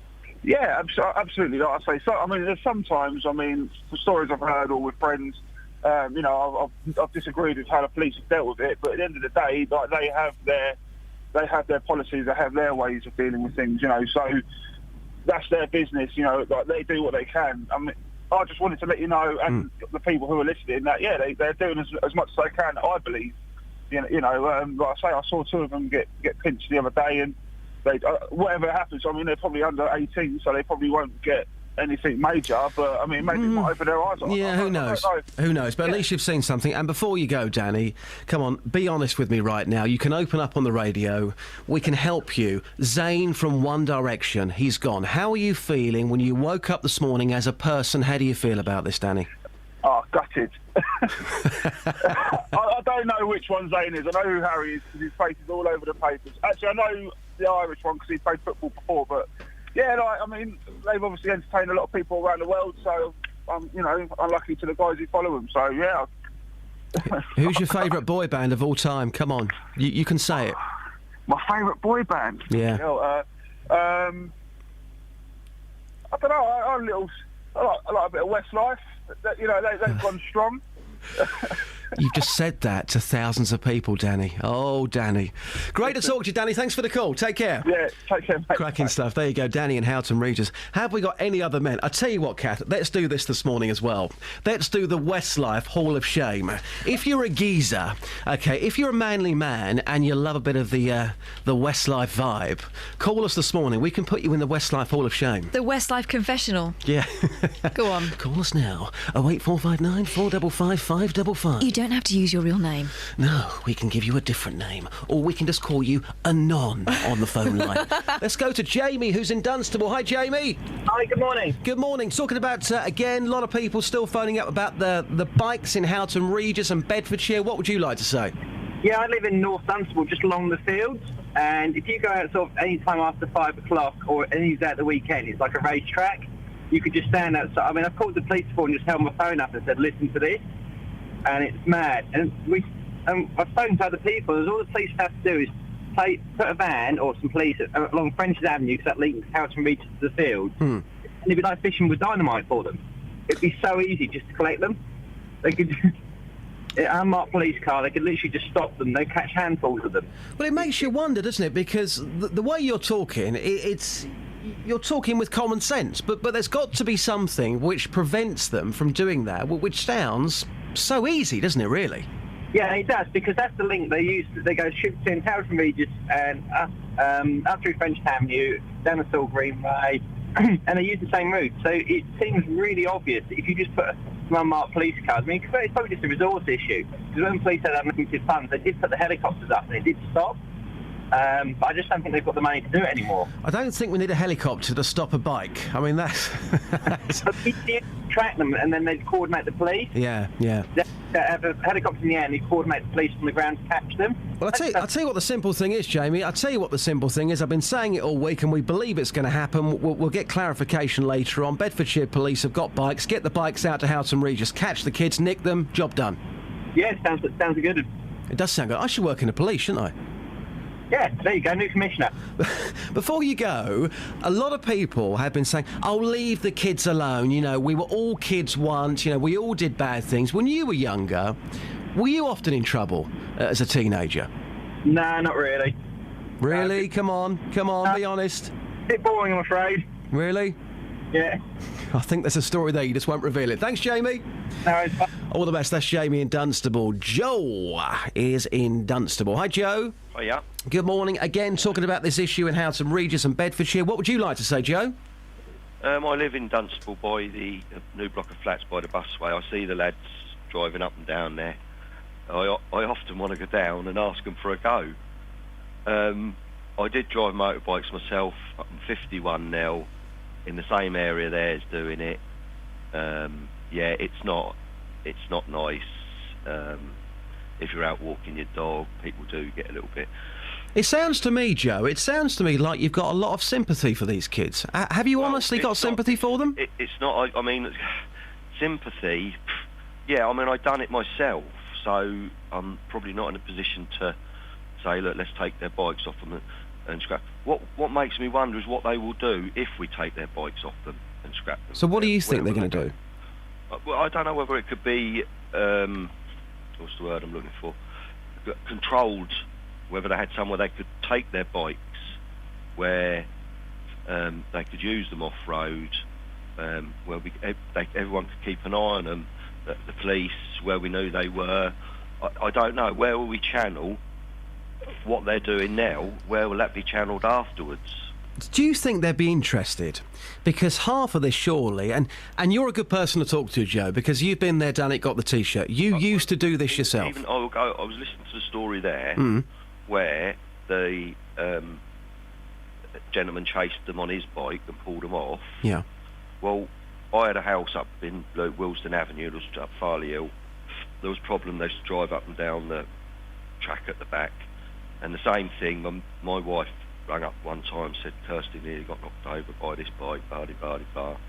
And knee-jerk reaction, I was actually in the pub at the time, come out, saw the bloke riding up the road and dragged him off the bike and punched him. You know, and to this day, I thought, Joe, how could you do that? You were doing the same 15 years ago. Gosh. Do you think... was a knee-jerk reaction. It was, but in the heat of the moment, do you think, OK, as somebody who's experienced I this... know the lad now, he works for the company I work with. I want to get to this key point, Joe. Do you think, as somebody who's been on these bikes yourself, if the kids were given an area to go to, do you think they would be interested, or is it the thrill of being naughty? I think it's the thrill of being naughty, to be, if I'm truthfully honest. Did you have no respect for local people when you were on your bike and you were probably revving up and causing havoc? It wasn't that I didn't have respect. Perhaps I was a lot younger and I didn't really see the problem that they had, that they couldn't listen to their TV because I was out by Foxdale School going up and down with a motorbike with no exhaust on it. You know, it's not like it just didn't enter. You know, I thought, well, I ain't doing no harm.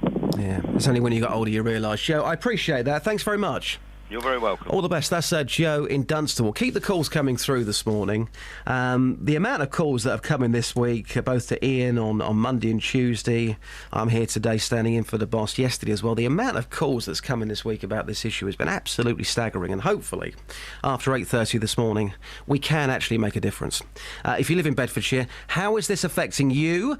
08459 455 555. Beds Police, hopefully. I mean, they've said they're coming on, but hopefully live on this show straight after the news and sport at 8:30. Should be good. On FM, AM, online and digital radio. This is Justin Dealey. On BBC Three Counties Radio. Let's go to the Westlife Gallery. How many men have phoned in this morning to say, guys, I'm a big fan of Westlife. I love the boy band sound of those Westlife guys. Kelly, did you get any? Just having a look.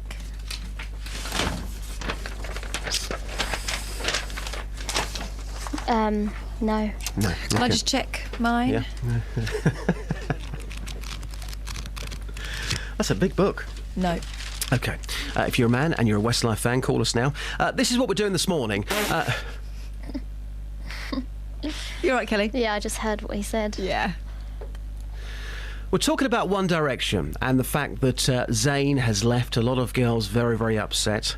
We're doing this morning. I don't really like One Direction, so we're doing this. Boy bands, light and shade on the show, boy bands that deserve respect in an often poorly respected market. Bands such as, call me now, such as the Monkees, such as the Small Faces, such as the Jackson 5. We are looking for the creme de la creme of boy bands. That is what we're looking for this morning. Milli Vanilli? Don't start me on them. They were fake. What? Please tell me you know that story. Start your message. You don't know the story about Milli Vanilli. They came out, they had all these hit records, and it wasn't actually them. They were the face of Milli Vanilli, but it was ultimately different people behind the voices. They were the sexy guys at the front, and they were fake. They were fake. Did you not know that? Have I broken your heart? You'd be telling me that... No, I don't. They were fake. So decent boy bands, and also with a lot of girls crying Who have you cried over musically? Have you been to a concert? It could have been something like David Cassidy. It could have been something like Take That, where you've gone to a concert and you've lost control and you've started crying. Tears over music this morning. We can do that. What about when Take That split up? What about when the Beatles came to an end? Tears over music. You can email me as well, justin.dealey@bbc.co.uk. Travel news for beds, cards and bugs. BBC Three Counties Radio. The A5 between Dunstable and the M1 is closed in both directions between Lynch Hill and Luton Road. It's causing queues to Half Moon Lane and to Hollybush Lane as well. On the M1 southbound, it's looking really busy. There are 20-minute delays from junction 13 for Bedford towards junction 12 for Flitwick, and it's also slow southbound between junction 10 for Luton Airport and 9 for Redbourne. On the A1M southbound, that's very heavy between junction 8 for Hitchin and 7 for Stevenage. And looking at the speed sensors in Watford on Exchange Road, that's looking very busy at Beech and Grove. Looking at the CCTV cameras too, it's looking really wet on the road surfaces, so visibility could be a problem with surface spray. And on the speed sensors, the A40 Oxford Road in High Wycombe is looking quite slow southbound through Oxford Street where there are some roadworks. Samantha Bruff, BBC Three Counties Radio. Thank you, Samantha. More travel news on the way for you just before 8. So, the headlines you're waking up to this morning, and new plans for a tunnel under the Chilterns for High Speed 2 will be announced today by campaigners. It's being reported that one of the two pilots of the plane which crashed into the French Alps was locked out of the cockpit.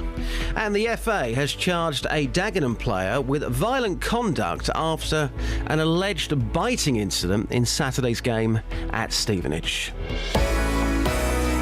Beds, hearts and bucks weather. BBC Three Counties Radio. Oh, it's rotten out there this morning.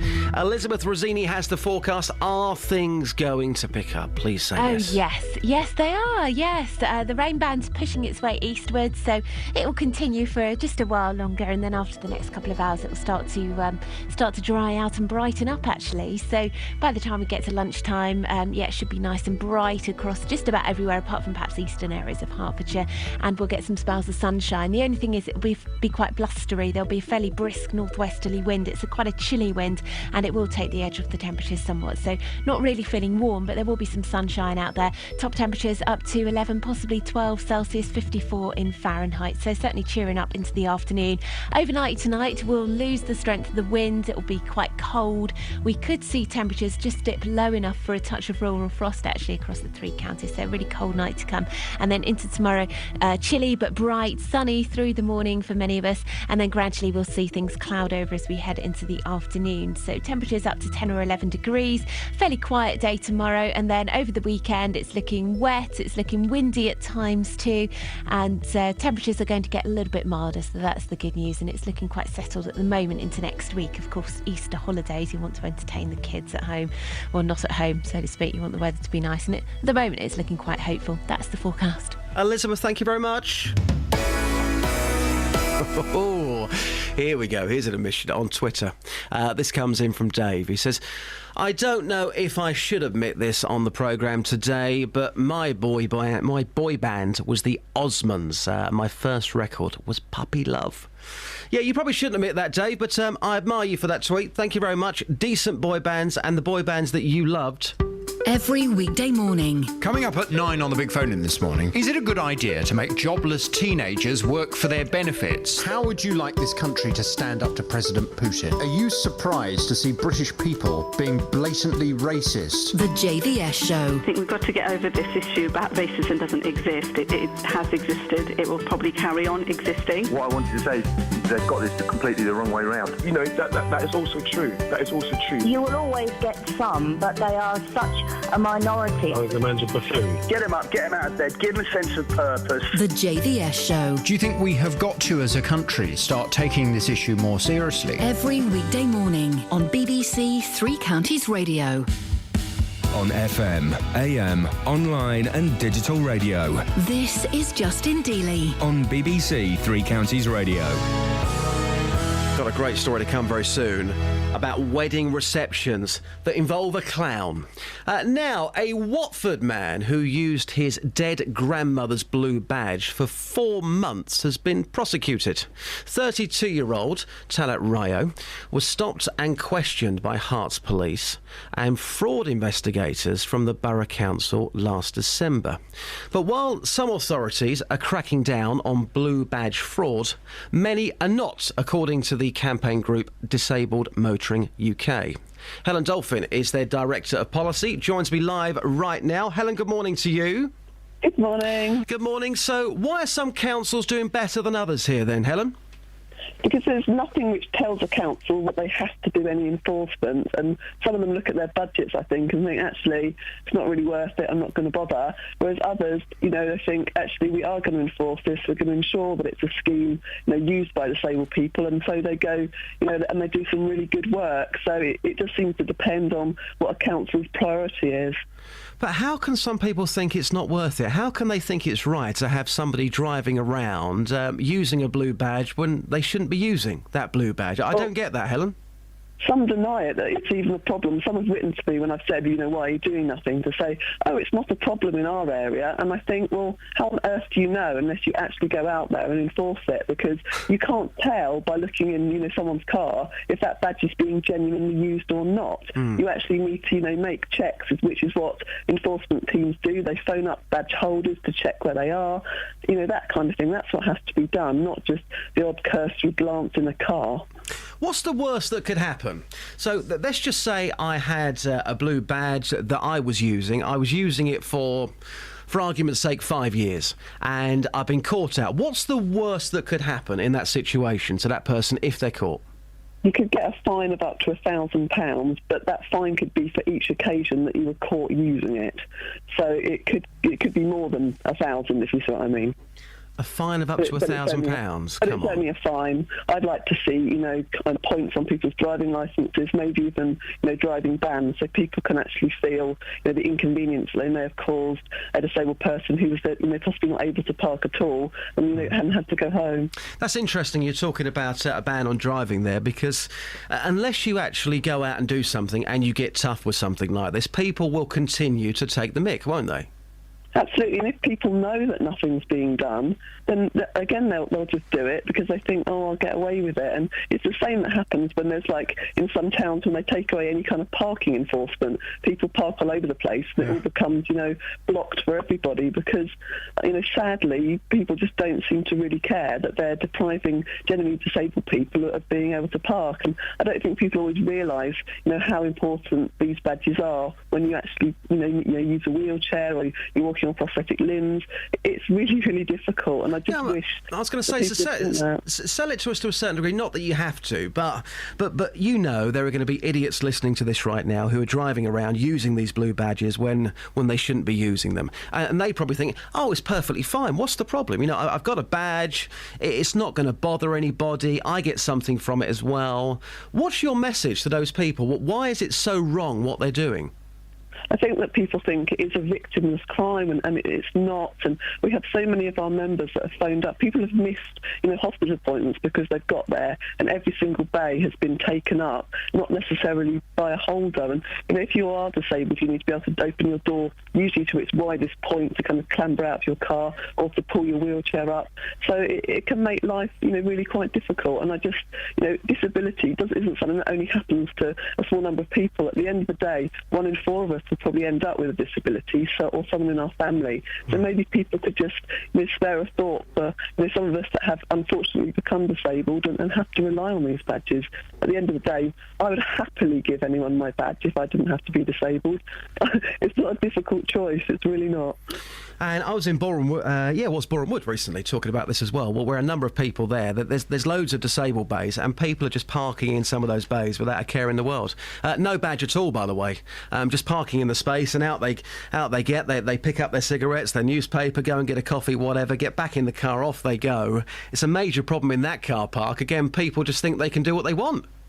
It's all about car park management as well, and it's making sure they have the right number of disabled bays, because actually having too many can be, a problem too. You want to have exactly so you want them kind of not completely full, but you don't want to have great expanses of empty bays, because that's what makes people think, it doesn't matter. If they can see that they're being used, and you've got people in the car park, managing those bays, making sure only badge holders park there, then, that's much better for everybody.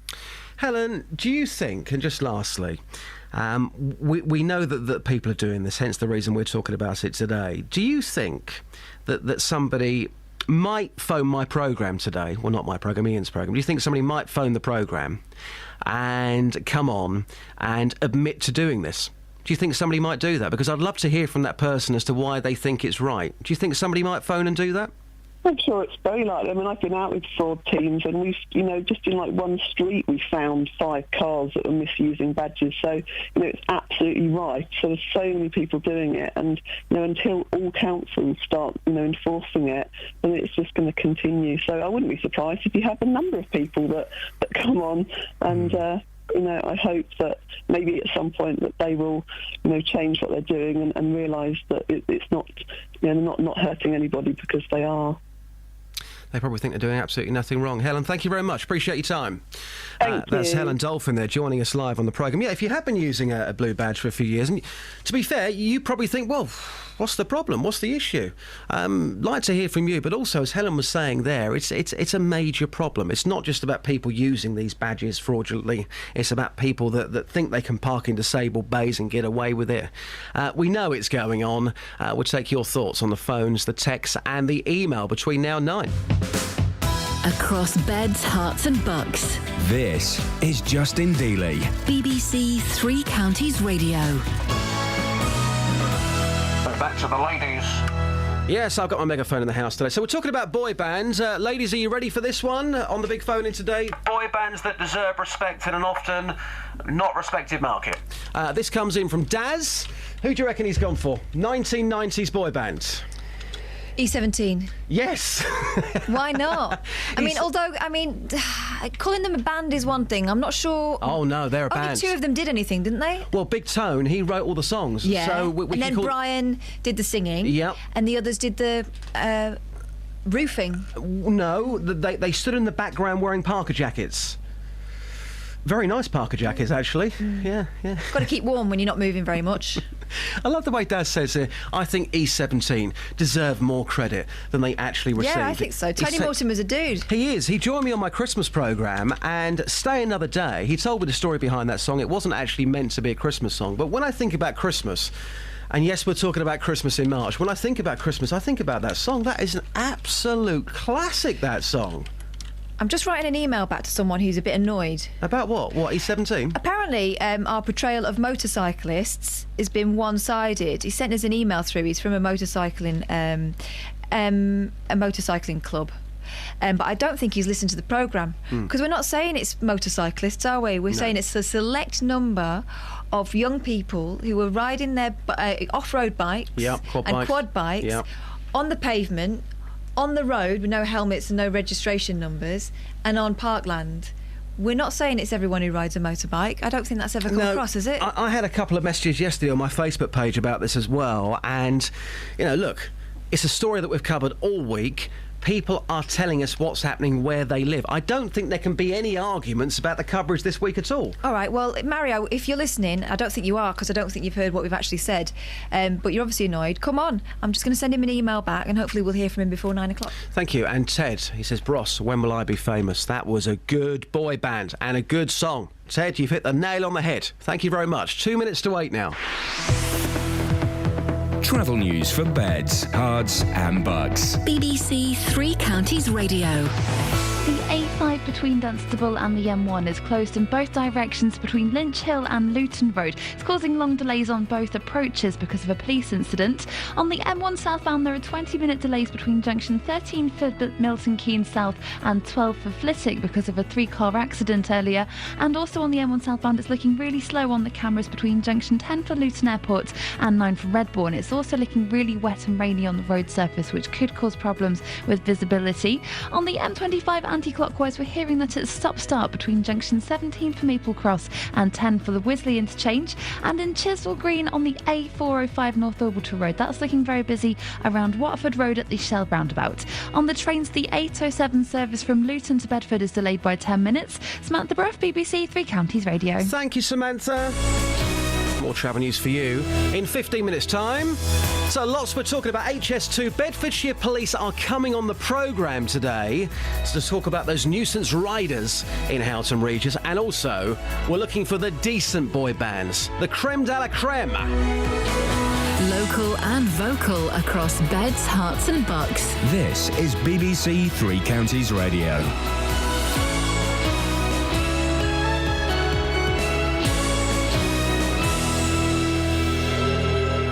It's 8 o'clock. I'm Simon Oxley. The headlines: new tunnel plans for HS2 to be revealed. Plane crash pilot locked out of the cockpit. An FA charge following Stevenage bite claims. BBC Three Counties Radio. New plans for a 17-mile tunnel under the Chilterns for HS2 will be announced today by campaigners. Councils in Buckinghamshire are behind the proposals, which they hope will be considered by Parliament. Simon Morris lives less than 300 metres away from the planned route and says a longer tunnel rather than viaducts could be the answer. The amount of compensation they'd have had to pay would have been enormous. So it made sense for them to have a tunnel there. Then as soon as it got clearer and more beautiful, they put it on the surface and put it on viaducts, which are up to 30 metres high. Will ruin the tranquility of the Chilterns and ruin the beauty of it. It's being reported that one of the two pilots of the plane which crashed into the French Alps was locked out of the cockpit. Relatives of the 150 victims are arriving at the scene as French news agency AFP and the New York Times reveal the investigation's early findings. James Reynolds is near the crash site. AFP says that at first the recording shows the two pilots speaking normally in German. Then one of the two men gets up and leaves the cockpit. The New York Times goes into further detail. It says that the pilot then knocks on the cockpit door to get back in, but gets no answer. He carries on knocking with increasing force and ends up trying to smash the door down. At some point after this, an alarm goes off indicating proximity to the ground, and then the plane crashes. There's a warning that a funding crisis at hospitals in the three counties poses a genuine risk to the quality of care. Both Milton Keynes and Bedford hospitals are expecting massive budget shortfalls. More from Carol Abercrombie. Figures show the annual deficit at Bedford Hospital has more than doubled to £20 million, while Milton Keynes will be nearly £25 million short. Trusts across Hertfordshire are also in the red, while only the Luton and Dunstable Hospital and Buckingham NHS trusts have been able to come in on budget. NHS Providers, a lobbying group which represents NHS organisations, says a sustainable funding solution needs to be found. MPs will today debate a last-minute proposal to change the rules on how the Speaker is chosen, which could lead to the Conservative MP for Buckingham, John Bercow, being replaced. Critics say the plan for a secret ballot is a ploy to remove Mr Bercow, who's not popular with some Tories. The remains of King Richard III are to be reburied in Leicester Cathedral this morning. Archaeologists who found his bones under a car park in the city will take part in the ceremony. In sport, the FA has charged a Dagenham player with violent conduct after the alleged biting incident in Saturday's game at Stevenage. Joss Labadie, who's been banned for biting before, was accused of biting Stevenage defender Ronnie Henry. The weather: rain moving east this morning, clearing by this afternoon, a maximum temperature 11 degrees Celsius. And you can get the latest news and sport online at bbc.co.uk/3 counties. Thank you, Simon. It's miserable out there this morning. BBC Three Counties Radio for Beds, Herts and Bucks. Justin standing in for Iain. He's poorly still. But we are told exclusively that the boss will be back from 6 a.m. tomorrow morning. Get well soon, geezer. So, lots on the programme today. And, Catherine, after 8:30, we have a rather unique opportunity. If you heard yesterday's programme, we never thought this was going to happen, but something after 8:30 is going to happen, and we think it's going to be quite good. Yeah, Chief Inspector in charge of Central Bedfordshire is going to talk to us about, the police reaction to specifically problems with kids and young men riding motocross bikes and quad bikes with no licences. We don't know that they've not got any licences, but we suspect they haven't. But no registration numbers, no helmets. They're riding them on the road, they're riding them on the pavements, they're cutting people up in the parks. And people are saying to us that they're ringing the police and getting no joy at all, either being told that they need to compile the evidence themselves, or if they have the evidence, the police aren't interested in looking at it. They haven't got the resources. One person was told to call Andrew Selous, the MP. So we'll be talking to that Chief Inspector. We're not going to be putting calls to him directly. I don't think that's the deal. He's going to be on the phone. So if you have a view at the moment, give us a call and we will put them to him when he comes on. So you've got about 25 minutes. And it's not just Houghton Regis. Again, to make that point, Bedfordshire Police are coming on the programme later. So that's the whole county. Where you live in Beds, are you also experiencing major problems? Because, again, hopefully we can make a difference. We can try and get something sorted before close of play on this programme. And let's just highlight the fact that we're not talking about all bikers. So we've had an email through from April saying, careful, not everyone likes bikers, but not all bikers are bad. We have motocross bikes and a farmer lets us go on his land to practice. We wear all the right gear and we go, it's pre-arranged. We're not talking about people like that. We're not talking about that. No. We're talking about kids who are on quad bikes, who have got no helmets on at all. A bit like the story from Louise a couple of days ago, coming out of the supermarket there, suddenly a quad bike, guy with no helmet on, lands on the bonnet of her vehicle, gets back on the bike and drives off. I mean, that's the sort of thing we're talking about. We're talking about this as well. We've had this through from Alan. I live in Dunstable. We call it Mad Max territory. The bikers drive around the blows downs at high speed. There's the second time we've heard that place mentioned in 2 days. Last week there was a near miss with a bus on the guided busway. The lunatic on the bike drove at the bus. It's really serious. They come up our street doing wheelies at top speed. Can you ask the police when they come on about Rule 57, which means they have to stop and issue a warning. They can only take action the second time. But the real issue here is safety. When you have small children running and crying because of these bikes, you know it's time to take action. It's going to be interesting after 8:30. That's happening. We'd love to hear from you. 08459 455 555. We're talking HS2 as well this morning. Another massive local issue. And we're also talking about boy bands. Across Beds, Herts and Bucks. This is BBC Three Counties Radio. Some of these texts are great. Yeah, Kath, a couple of quick texts before we talk about High Speed 2. And we have been talking about Zayn from One Direction. He's left. A lot of people very, very upset. We're talking about the greatest boy bands of all time. Well, Grant says, hi, Justin. New Edition, who then morphed into Belle Biv DeVoe. Yeah.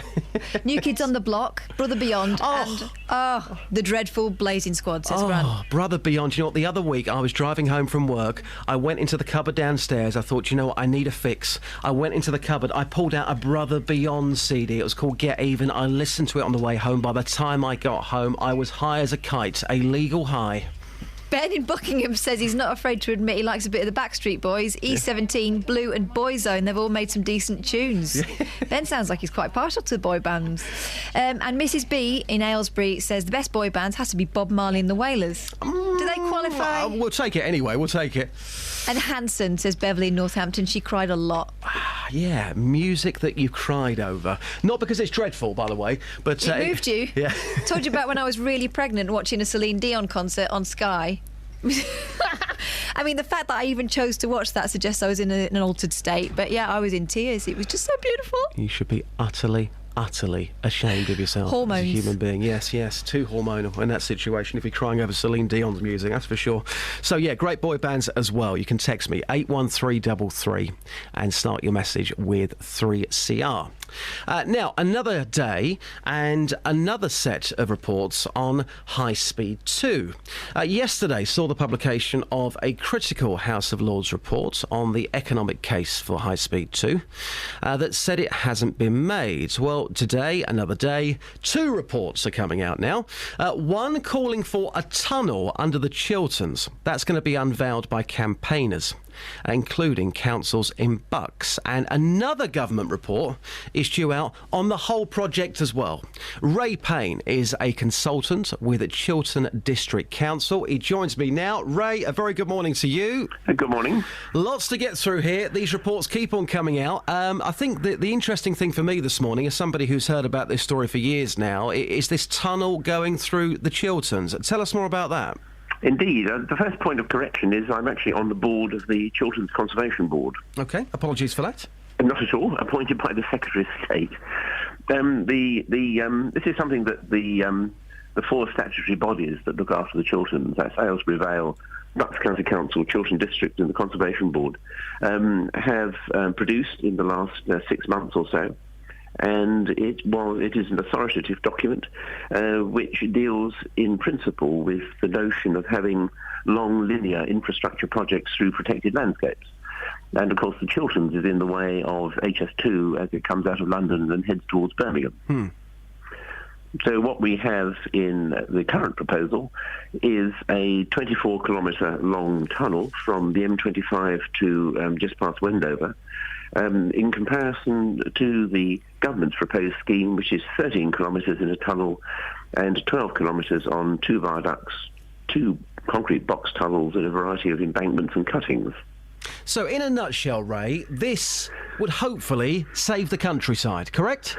It would, and it's a matter of principle. It applies not just to the Chilterns, but if you were doing something like this anywhere else in any other protected landscape in the country, then the same principles that we've adopted, we hope, would apply. HS2, we're being sold this dream. It's going to make such a fantastic difference to our country. You can get on a train, you can go up to the north of the country a lot quicker. You're not buying that at all, are you? I don't think we are. I mean, we're not objecting to HS2. The point that the four statutory bodies I've just mentioned are making is that if something like this goes through any protected landscape anywhere in the country, then it is an expensive business, and it has to be done appropriately that recognises the protection legislation that's enforced. But come on though, Ray, something's got to give. If you want to make improvements somewhere, we can't just stand still. Something's got to give, and unfortunately for those people in that part of the world, it's going to affect them. But isn't it, I don't want to sound harsh here, but isn't it just tough if we're trying to make a difference to the whole of the country? Oh, you're absolutely right, and it's not so much to do with the people who are involved. I mean, that's certainly important. But the notion that the government has decided to have protected landscapes up and down the country, the point is that either they're protected or they're not. And remember also that protected landscape is not just for the people who live there, which is probably neither here nor there. It's for people like you and I. Yeah. I mean, I don't live in the Chilterns AONB, and I suspect you might not either. I don't know. But nonetheless, it is important to us. Ray, we shall watch this report with interest. Thank you very much indeed. That's Ray Payne joining us live there. Richard Houghton is from HS2 Action Alliance. Richard, good morning to you. Good morning, Justin. Massive, massive local issue. So let's talk about High Speed 2. Can you see... Well, can you see any benefits at all from this? I think you know, I don't have to take my opinion. You can read the report that the House of Lords Economics Affairs Committee published yesterday, which you just mentioned, and they made it clear that there was no evidence for the need for HS2 in terms of passenger numbers, and there was no evidence that it was going to help the north, as you suggested earlier. So they said, and we've always said right along, is if you want to grow the economy, and you know, because the southeast is booming, then if you want to grow it in the Midlands and the North, connect those cities together, don't connect them to London. I just think there's one point worth mentioning about the Chilterns. It is 50 years since we created the Area of Outstanding Natural Beauty. And, you know, you can't...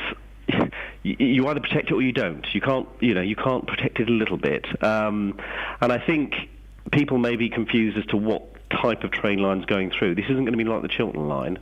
This is about 3.5 road widths wide. It's got a 12-foot security fence. It's got 12 concrete reservoirs to deal with the runoff on it. Each one of those has a road. There's about 2 miles of road to every mile of track that's going to be built in the Chilterns. It's going to be running from 5 o'clock in the morning till midnight, and the noise levels, because they want to run it at the fastest train in the world, are similar to, you know, being near an aircraft. So it's not as if this is going to blend in over time. And I think once you've destroyed ancient woodlands in the Chilterns, you can't put them back in. They've been there 400 years, and the associated wildlife habitat. So our view would be, yes, there's no economic case for it, but if you insist on building this because you're looking to buy votes in the north, or the construction companies are lobbying you hard, then why would you damage an area of outstanding natural beauty in the process? Let me put this to you, because we spoke to our political reporter earlier on who said, reports coming out, it could be anything up to £70 billion this is going to cost. Now, you're saying to me, there's no economic case. Every single person I've spoken to in that part of the world says it's a waste of money, it's going to make no difference whatsoever. Why would the powers that be put themselves up there, and this could be a big mistake, to waste up to £70 billion of taxpayers' money if this is not going to work? Why would they do that? Why would they make themselves a target? Well, they're not really a target. I mean, this is yesterday's report was, I think, was the 7th or 8th independent report saying it doesn't stack up. But they don't have to listen to those. They can ignore them. I think it's important to understand how we got here. The Department for Transport ran a number of surveys around the need for high-speed rail in the UK at the beginning of, a decade or so ago, and they all said there was no need. This is a political project. It was designed to provide an answer to the third runway at Heathrow. It was pushed through by a non-elected Labour Lord at the end of the Gordon Brown government. It was picked up by the Tories because they thought it would help with the third runway issue. Clearly, George Osborne, our Chancellor, feels it buys him credibility in the north, and he's lobbied very hard to make sure of that. It helps his leadership ambitions. Although I would say he knows it's environmentally damaging because he's organised a loop around the richest parts of his constituency, which is going to cost £600 million. So it's a political... They're doing it to buy votes and to encourage construction. I mean, that's the reason behind it, because that's the truth. Just lastly, got about 20 seconds left. A lot of money being talked about here, and we have spoken about it for years. This is going to happen. When do you think this line will be operational by? When do you think? Gosh, I don't know. They're saying 2020, but I think you're probably talking 2025 if it's built. But let's hope if they do insist on forcing it through, they put a tunnel under the Chilterns so it's protected for everybody. Yep, again, we shall watch that report today with interest. It's a development which a lot of people, I think, are going to be happy about, because that's a massive difference if you look at the figures. Richard, thanks for your time. Thank you, Justin. Richard Houghton there from the HS2 Action Alliance. If you live in that part of the world, we'll get your thoughts, but there must be somebody listening this morning who's jumping up and down saying, yes, HS2, I can't wait for it. There's got to be somebody, because all I've ever heard is people saying it's a waste of money. 16 minutes past 8 now. Travel news for beds, cards and bugs. BBC Three Counties Radio. On the M1 southbound, there are still long delays between junction 13 for Bedford and 12 for Flitwick after an accident earlier. All the lanes are open, but it's really slow through there. And the M1 towards London's looking busy around junction 9 for Redbourne.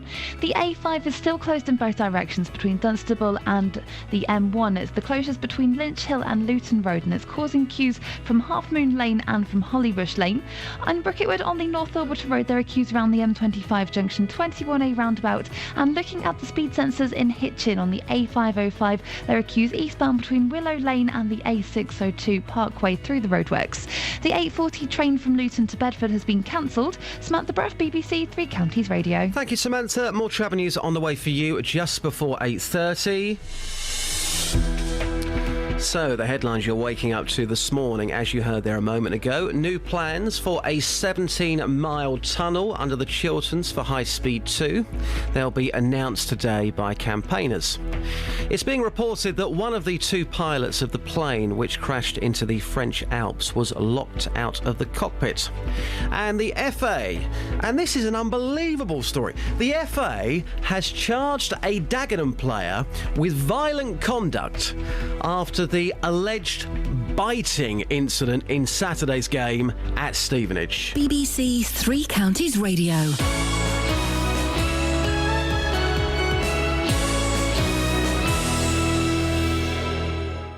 Roberto Perroni on BBC Three Counties Radio. Later today, I'm spending the afternoon at the Waterside Theatre in Aylesbury.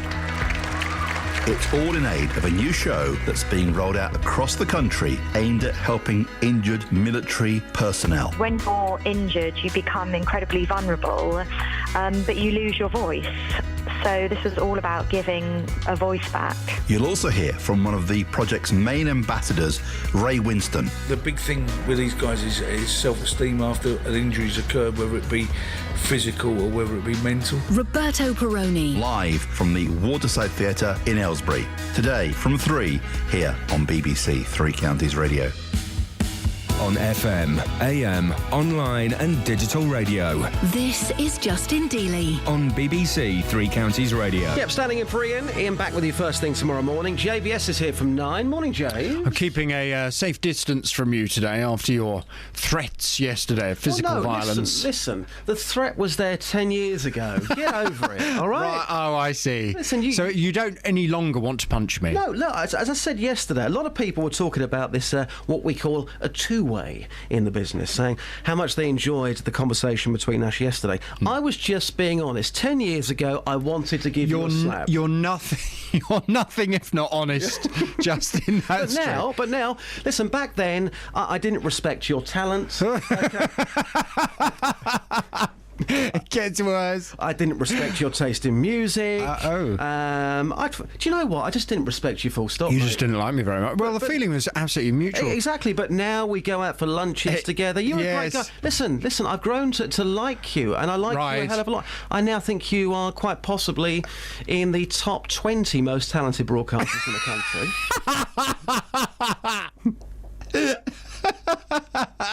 Well, thanks very much. There's but no, dabbing with fake praise. I've grown to like you. If they said to me 10 years ago, I'm going to put you in a room with JVS, we're going to lock you in there for an hour, it would have kicked off, mate. Yeah, but now you don't want to punch me. Now we'd sit down, we'll talk about the country, we'll talk about dogs. You know, we've moved on. Moved on. Okay. Now the big phone in from 9 today, I presume it's about One Direction and the loss of Zayn. Well, it was a toss-up between that and the other story that's all over the front pages of the papers. It's Jeremy Clarkson again. The story has moved on. I don't know if you've seen it. Front page of the Mirror, right in front of you here. Axed Clarkson faces cop grilling.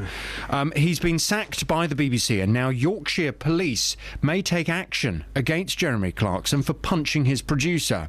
The investigation into this now infamous fracas has revealed the Top Gear presenter spent 20 minutes using the most offensive swear words to abuse his producer before delivering a 30-second attack which left his producer in need of hospital treatment. Yorkshire police have told the BBC that they will assess the information in this report before responding appropriately. Well, from 9 this morning, I'd like your view on this. Do you think Clarkson should be prosecuted for punching his producer? Should Clarkson go to prison, essentially, for what he's done? Well, not necessarily, but should he be punished by the law? He's been punished by the BBC, he's lost his job, but is it now time for the law to punish him as well? And if that involves, I don't know, community service, a fine, maybe even prison, is that what's necessary? Again, to go back to that incident 10 years ago, if I had have punched you, come on, can you imagine the police coming in saying, right, OK, what happens here then between you two? You've fallen out, you've punched him. I think it's going too far now. He's lost his job. Is that enough now? I think that is. I mean, he's on the front page of the paper. He's been embarrassed. You know, he may be worth millions of pounds. He may be getting a job elsewhere, but he has been embarrassed for what's happened. But anyone else... That's enough. If you punch someone, and what's quite interesting, I don't know if you read the report, the BBC released the full details of the report yesterday because of obviously so much speculation. One of the very interesting parts about it was he physically assaulted the producer for 30 seconds, and it only stopped when someone else in the hotel intervened and broke it up. The other issue was that the producer did not retaliate in any way. So Clarkson was essentially pulled away. Yes. That's what we think. Okay. Yeah. Let me give you an example of what happened to a friend of mine about a year ago. He was in a pub and he got a punch for no reason at all. People go out, that they get drunk, they think they can do what they want. There's some morons out there. He got punched. There was a whole room of witnesses. There was CCTV as well, but still nobody could be arrested for that. So how is Clarkson going to be grilled over this? I can't see how it's going to work. I really can't. He may have a conversation with the police, but that's as far as it will go, I think.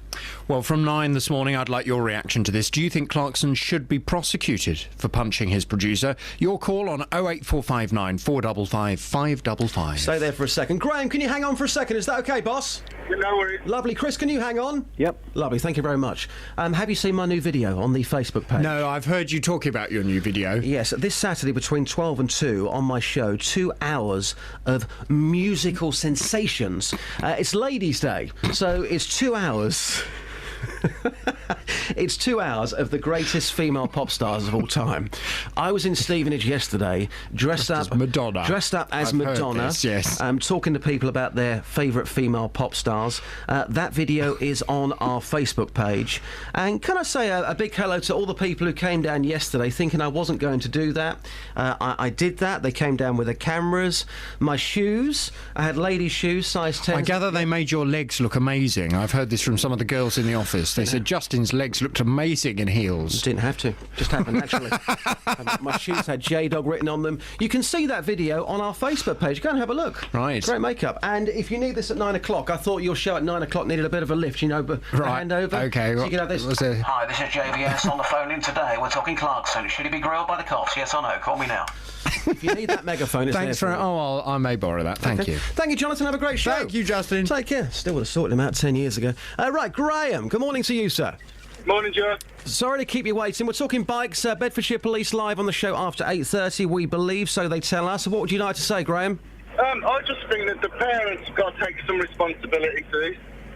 Because they obviously know that their kids are doing it, tearing up the parks, doing what they're doing. Yeah.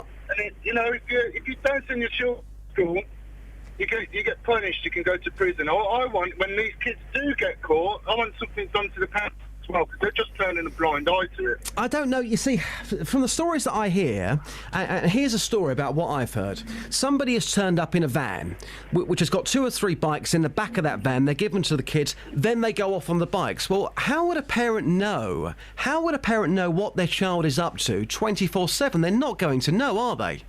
I think they are, Justin, to be honest. They know that they're going out with no helmets, no licence plate. They know that's happening. They know what they're doing. They're just not taking any responsibility. They've got a responsibility to society to sort these kids out and not let them terrorise everyone. OK, Graham, thank you very much indeed for the call. He wants the parents punished as well. Interesting point. Chris, sorry to keep you waiting. What would you like to say? These people are on motocross bikes. You need to get them on a trials bike. You need to Google motorcycle trials. Now, I've tried with the local council for 4 years to find ground.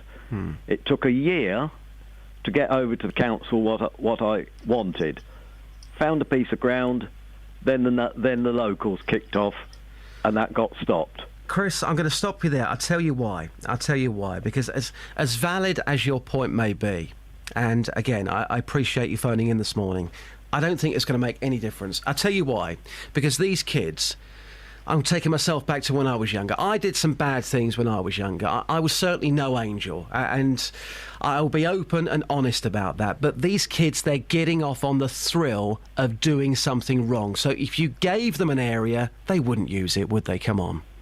No, you would get them into organised events. Come on, and you'll Chris. be surprised what the difference it makes. Now, I know of a motorcycle youth who is involved in drugs. Yeah. His dad said to him, if you carry on like that, you're not riding your motorcycle in motorcycle trials. He gave up drugs to ride in motorcycle trials. That is the attraction. That's a great story. That's a nice story. But if we're living in the real world, Chris, I think you know deep down, if kids were given an area, there you go, there's a lovely area for you guys, go and play in that area, I think you know deep down they wouldn't be interested. You've got to Google motorcycle trials and see what it's about. Okay. The local police wanted to get these people off local woods. I got involved with the local police, very enthusiastic, just started going forward, then the person would be promoted, another one would come in. OK, Chris, I've got to leave it there. Again. I've got to leave it there. Thank you, Chris. Let's go to Mario just before the travel. Hi, Mario. Hi there, Ian. How are you? It's Justin, standing in for Ian. Ian's Hi, back Justin. tomorrow. I've got about 60 seconds before the travel. Loads of calls are still coming in about this. What would you like to say, Mario? Well, it's very briefly. I'm the chairman of Hearts TRF, and I just wanted to point out that there is a legal side to motorcycling and off-road biking that doesn't really come into some of the overall storyline. So, to give you an example, Louise, who I spoke to the other day, coming out of the Morrison's car park in Houghton Regis, on the roundabout there, one of these bikes went into her vehicle. Nobody had a helmet on, landed up on the windscreen of her vehicle, thankfully got back off onto the bike and then sped off. That can't be legal, can it? Totally, and we totally agree with you. But you have pointed out some other things that aren't completely correct. So what's legal, then? For instance, you've mentioned quad riders without a helmet. Mm. And I've got this from on the Catherine road here. On the road, by the way, yes, on the road. I don't believe, and I'm no expert in this area, but it is necessary to ride, to have a helmet. Catherine, you want to come back on this? Mario's the guy who sent the email through. Thanks for that, Mario. No, I mentioned that they're riding on the pavements and on the road with no helmets and no registration plates. OK, I just wanted to be clear before you start going round or the public start accosting quad bikers. We are not doing that, Mario. Come on. Legally on the road without a helmet. We're not talking about all bikers. We're talking about people who behave in a way that you wouldn't as a member of a club. And I'm here to put some balance in this. Well, thank there you, are Mario. 3 local businesses in here, one national, that generate a lot of money for the economy and jobs. But we're not talking about that. We're talking about people on the roads, on these bikes with no helmets, crashing into cars. You can't make any excuses for some of the stories we've heard, Mario. You just can't, surely. We're not clumping those people together with the sort of people who join your clubs. No, we're not saying that. We're saying, well, we're not even saying it. We're getting reports from local people about what's happening. Surely you can't come on here and make any sort of excuse for those stories, surely. I'm here to offer solutions, not disagree with you over this. And there are solutions, like Chris has said, about increasing provisions locally and giving people somewhere to ride legitimately. It's not going to work, Mario. Well, what are we going to do? Wring our hands in despondency over this? No, we're going to get these kids off the road because they shouldn't be on the road. They shouldn't be tearing up people's lawns either. We're going to stop it. And how we do this is obviously the police, and you're dumping this at the police's door. And obviously they do have a big role in this. But there are alternative areas and provisions that must be investigated as well and put forward. OK, Mario, I appreciate the call. Thank you very much. That's Mario. Maybe I've said it. Maybe we're sitting here and we've got it all wrong. Maybe. Is the answer to this, and we'll take your calls in the next half hour, is the answer to this giving them more facilities? Your thoughts, please. Can't see that working. 08459 455 555. Slightly late for the travel. Apologies for that. Travel news for beds, cards and bugs. BBC Three Counties Radio. The A5 between Dunstable and the M1 is still closed in both directions between Lynch Hill and Luton Road because of a police incident, and it's causing queues on both approaches. On the motorways, the M1 towards London's looking very slow around Junction 9 for Redbourne, but southbound on the M1 between through Junction 12 for Flitwick, the accident has been cleared away, so those long 20-minute delays earlier on from Bedford are now easing off. The M11 southbound, though, is looking very slow in patches through Junction 8 for Bishop's Stortford to 7 for Harlow, and on the train departure boards, the 8:54 service from Bedford to Brighton has been cancelled. Samantha Bruff, BBC Three Counties Radio. Thank you, Samantha. Keep the calls coming in. So after the news with Simon, hopefully Bedfordshire Police joining us live on the programme. Should be interesting. Across beds, hearts and bugs. This is BBC Three Counties Radio.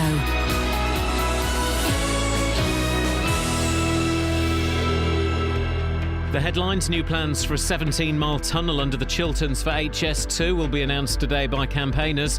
Councils in Buckinghamshire are behind the proposals, which would take more of the line underground.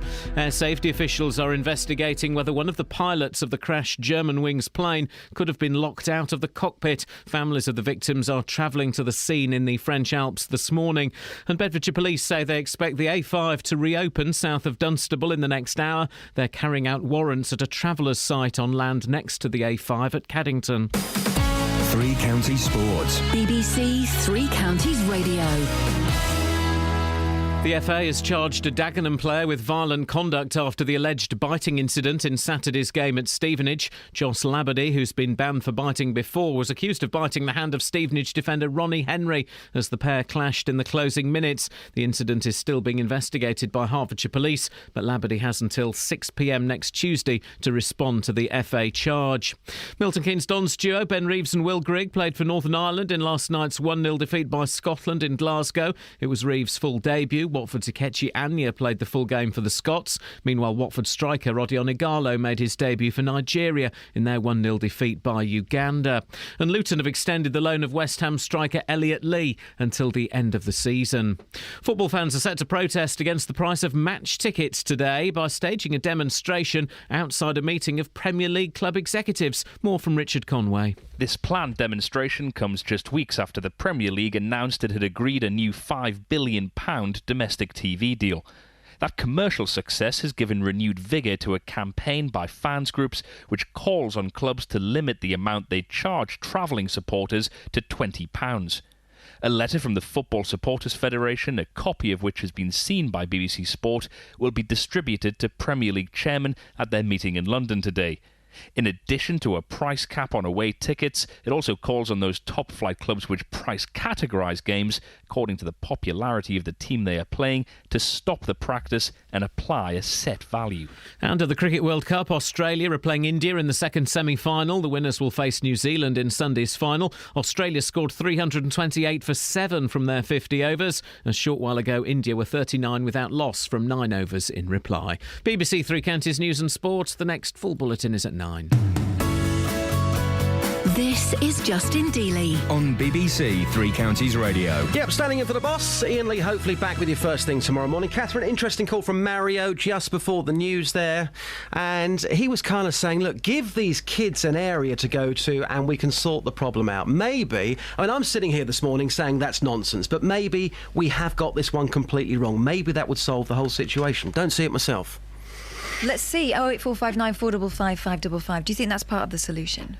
So it is a story we have been covering all this week. Off-road motorcyclists terrorising people in Houghton Regis and surrounding areas. Now, you have been calling us, telling us the police are doing nothing about it. That's despite seeing it firsthand in some cases. Well, it's taken a while, but we're finally able to talk to the Chief Inspector of Beds Police for the area, Gavin Hughes Rowland.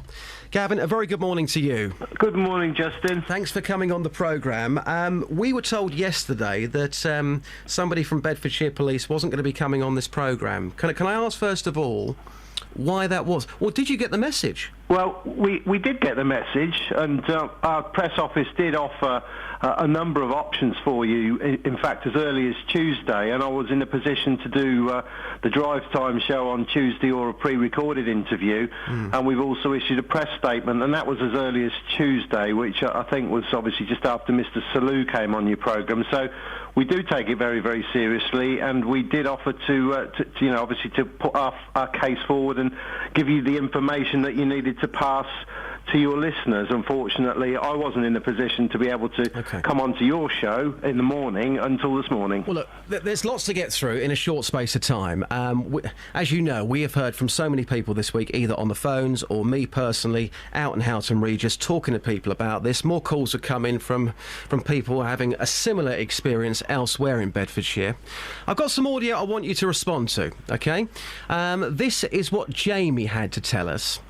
He told us that people are using the same routes, hanging around the same areas. Listen to this. They go Shipton, Houghton Regis, and up through French Avenue, down the Saul Greenway, and they use the same route. So it seems really obvious that if you just put some unmarked police cars, I mean, it's probably just a resource issue. Because when police had unlimited funds, they did put the helicopters up and it did stop. But I just don't think they've got the money to do it anymore. Seems pretty simple, Gavin. Why can't, if you know where these people are and people are telling you where they are, why can't you just go and pick them up? Well, it might seem pretty simple, but it is slightly more complex than that, unfortunately, Justin. And, you know, I can understand your readers not obviously understanding the best ways about dealing with problems like this, but It is our job to consider a whole host of things when we're looking at responding to this. One of the issues, obviously, is the safety of everybody involved. Yes, we do have limited resources. Yes, we have thousands of calls every day for service within Bedfordshire Police, and we have to prioritise. But it's not meaning that we don't take this matter seriously. Why can't you go and pick them up, Gavin? Well, the problem is, it's not just a case of going to pick them up. We need to do it in a planned and organised way. We have to manage the risk involved, and we have to plan accordingly. Well, they're gone by then, aren't they? Well, the thing is, we're an intelligence-led police organisation, Justin, and the fact that these people are doing it doesn't necessarily mean that they get away with it. It's much easier and safer for us to go around when they're not whizzing around on these motorbikes, arrest them if necessary, seize the bikes if necessary, and I can give you an example where we're doing this. And Mr. Salou mentioned that he had an incident last Thursday where he was buzzed by two people on off-road motorcycles or quad bikes.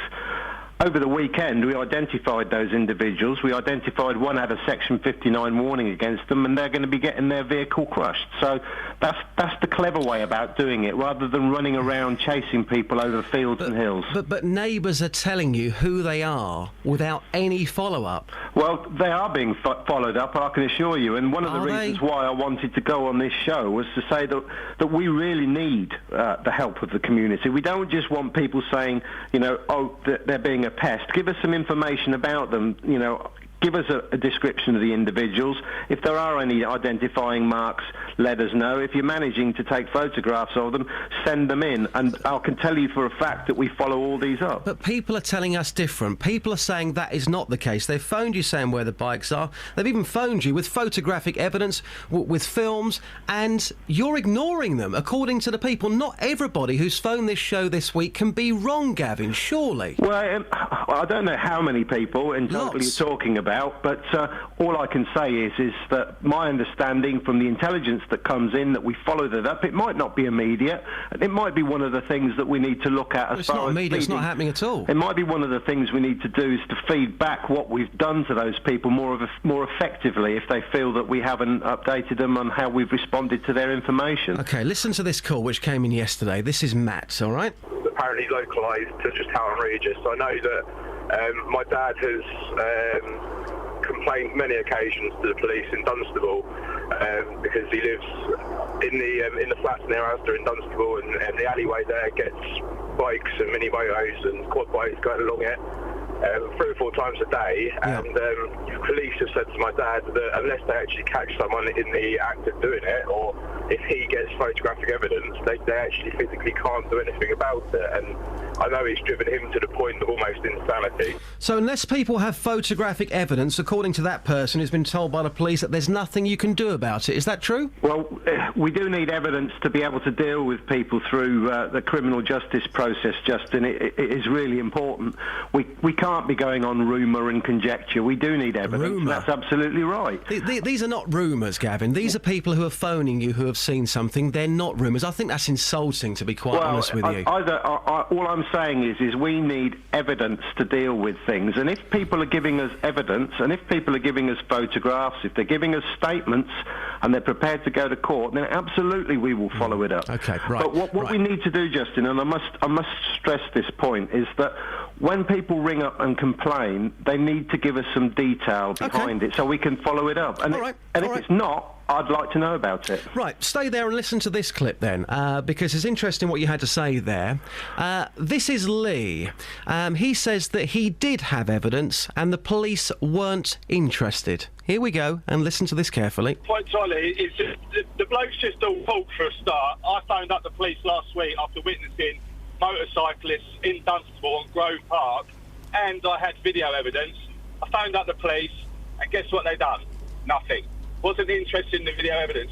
Ollie, you're just talking numbers, mate. You're talking rubbish. You need to get off your backside and go and do something about it before we do something. That was Lee yesterday talking to Ollie Martins. Well, off the back of what you've just said, Gavin, that doesn't sound great, does it? Well, all I can talk about is the general situation, Justin. I can't talk about individuals, and I'd certainly be interested to find out from that gentleman exactly what had happened, because it wouldn't be the response that I would expect from us.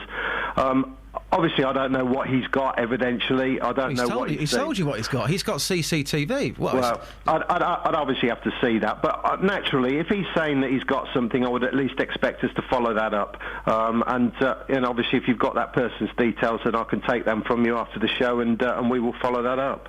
Are you only here today, Gavin, because we've made such a big deal of this? Were you hoping this situation would go away? Come on, be honest with me. No, that's what I'm here to do, Justin. I'm here to get a message across that we do take it seriously, that we do want information from the public, because without that information, it's very difficult to tackle this problem. But do you not get it? Do you not get what's happened this week? People have phoned us in pure frustration. They have phoned you time and time and time again. Some of those people with evidence, not rumours, as you put it, with evidence, and you're not interested. How are the public supposed to trust you, Gavin? Well, we are interested. It's one of the priorities for my team.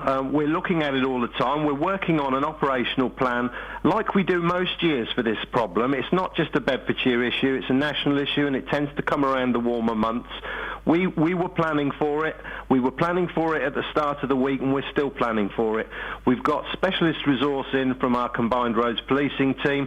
We're looking at tactical options to be able to deal with this. And as I said, we're evidence-led policing. We need to go after the people involved in a safe environment. I can assure the public we will be.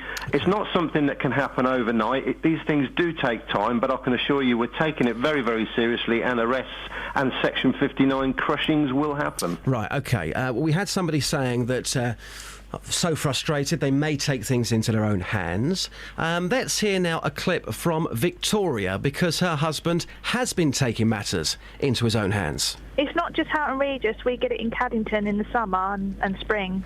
And how bad does the situation get up there, Victoria? Last year, they're riding their motorbike through the churchyard where there's elderly people tending to people that have passed away. They actually drove across the green when the kids were coming back from school and nearly knocked women over with toddlers. And it got that bad. My husband went after them on his own motorbike and pulled them off. Your husband pulled them off?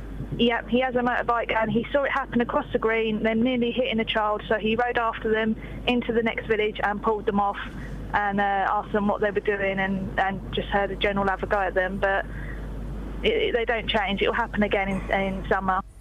You must be embarrassed listening to that. People are so frustrated that they're getting nowhere with the police. They're taking matters into their own hands. I mean, surely you don't want that, do you? Well, I'd say being embarrassed is a little bit strong, Justin, in the fact that we can't be everywhere all the time. And obviously this has happened. All I'm talking about is the general behaviour we're talking across Bedfordshire at the moment.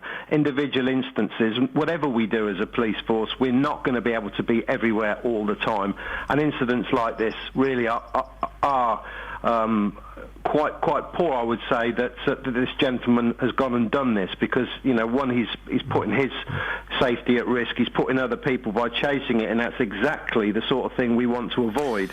Okay, evidence-led policing, information about these Gavin, people. I wish we go around and knock on their door and arrest them at a time where it causes no risk to the public. I wish you'd stop mentioning evidence-led, because you've been given that. Just lastly on this one, we know that you are sending bikes out, so that's a positive thing, Gavin. Hopefully you can get to the bottom of this, but after all the calls that we've had and all the stories that you've heard, we've got 30 seconds left with you. Would you like to maybe say sorry to some of those people who've been ignored? Well, we've been working hard on it, Justin, and I wouldn't say that we're ignoring this problem at all. And what I would like to see is I would like to see everybody considering the behaviour of individuals and get the community behind these individuals rather than just blaming the police. Yes, we're a large part of it, but I think we've all got a social responsibility here.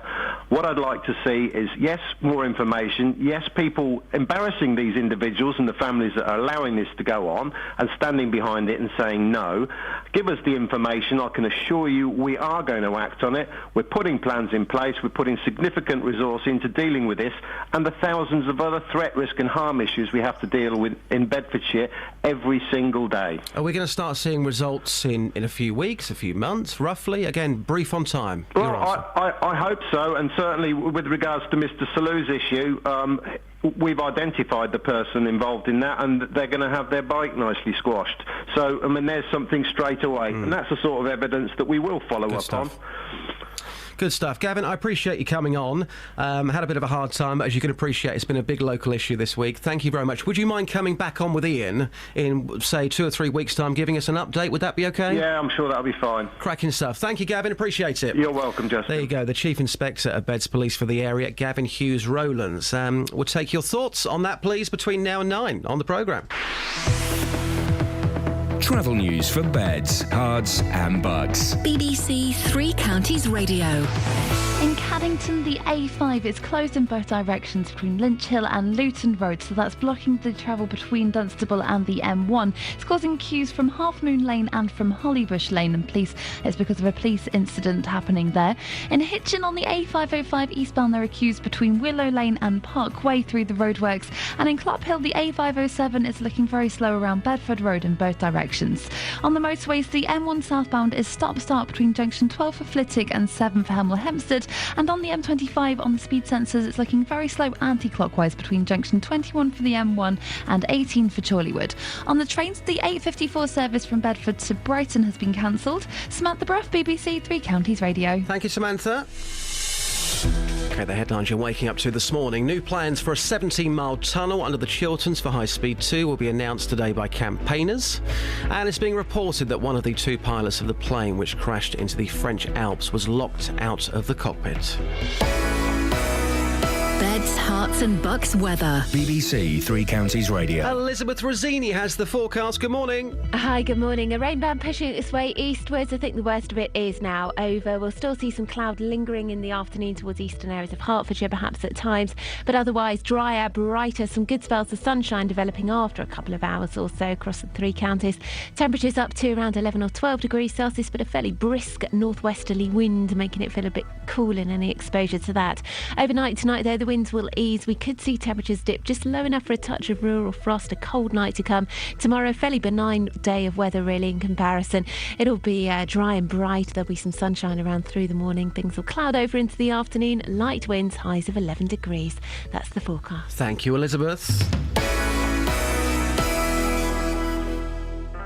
Nick Coffer on BBC Three Counties Radio. Every day it's not just about great music and great conversation. I'll get a bit technical here. It's about local experts helping you across beds, hearts and bucks. So what we're talking about then is capital gains tax potentially on the portion of the property that they directly own. On finance, relationships. But look at the way that you have contributed to this situation. Health. When you have a cough, which can seem quite innocuous in this way, but just irritating, asthma is something that we would think of. Your pets. Particularly if your dog is a border collie cross, it will be epilepsy. And even law. You still cannot say, Judge, you have to stick to this. But the judge's approach now is going to be, well, why shouldn't we? Local advice for local people. Nick Coffer, weekdays from 12 on BBC Three Counties Radio.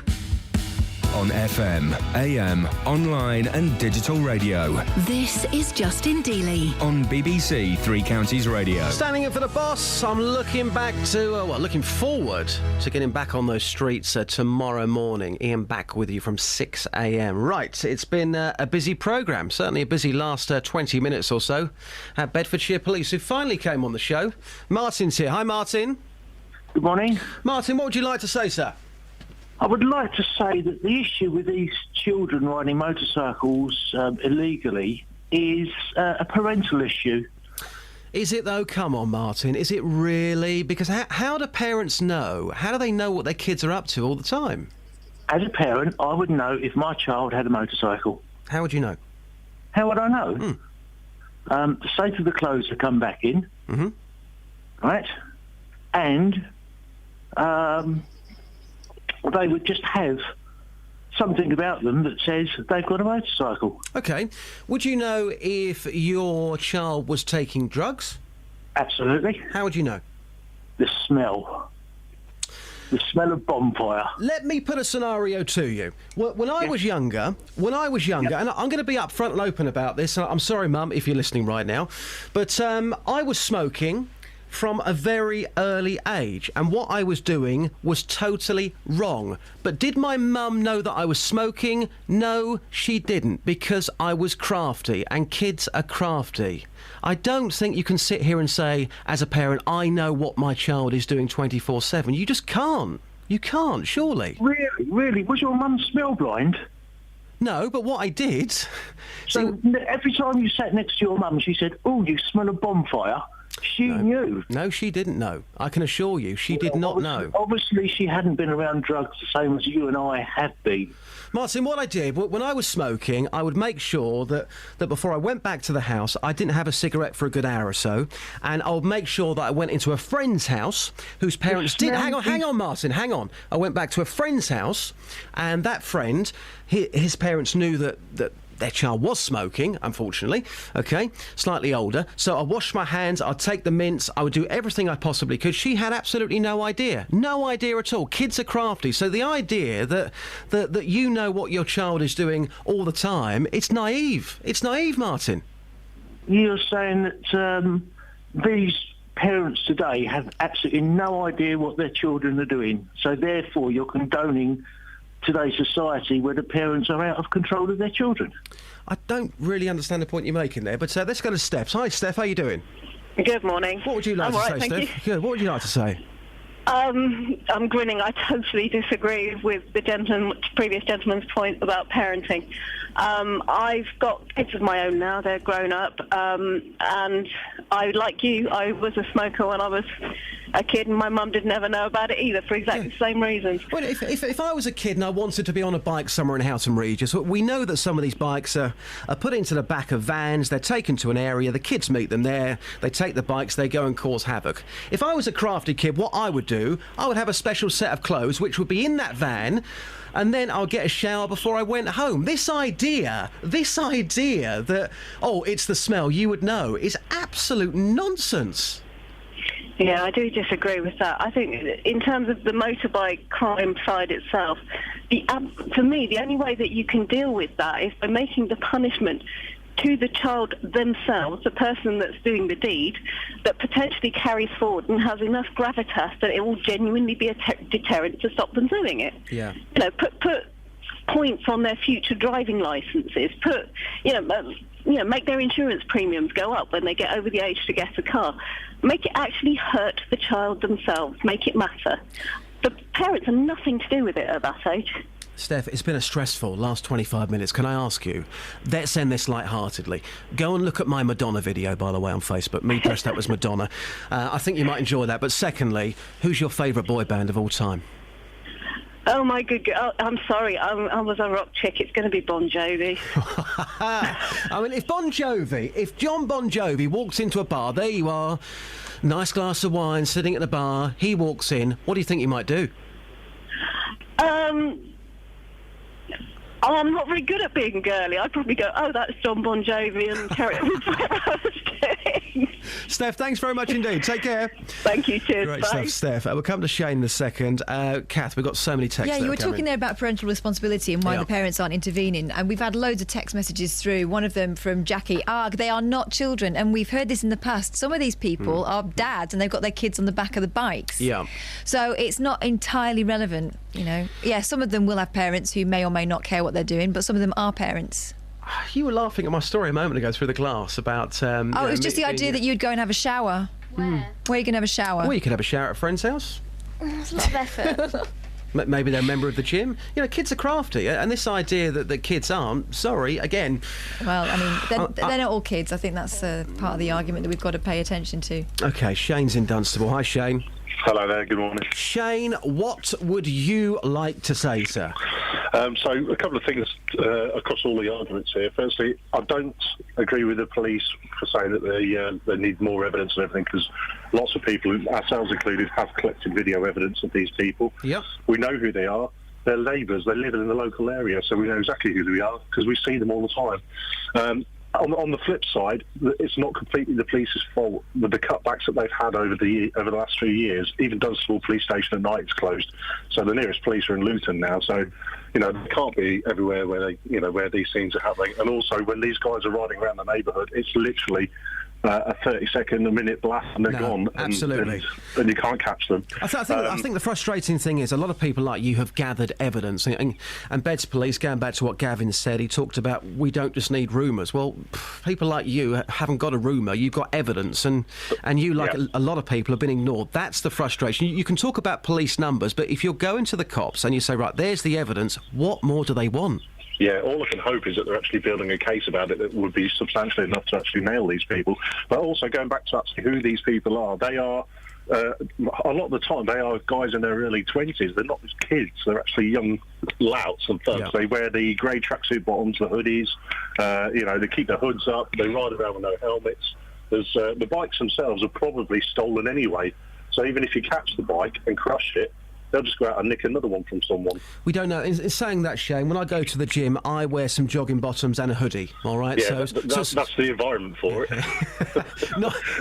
Not everyone who wears a hoodie is a hooligan. I look quite street in my hoodie, if you must know, Shane, if you must know. Yeah, you're at risk of looking like these louts that, they don't even have jobs. They just come and go in the daytime. One of them that lives near us is a recognised drug dealer in the neighbourhood.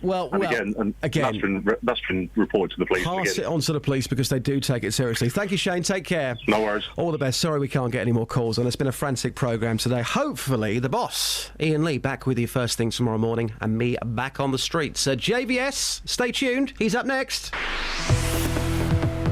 Travel news for beds, cards and bugs. BBC Three Counties Radio.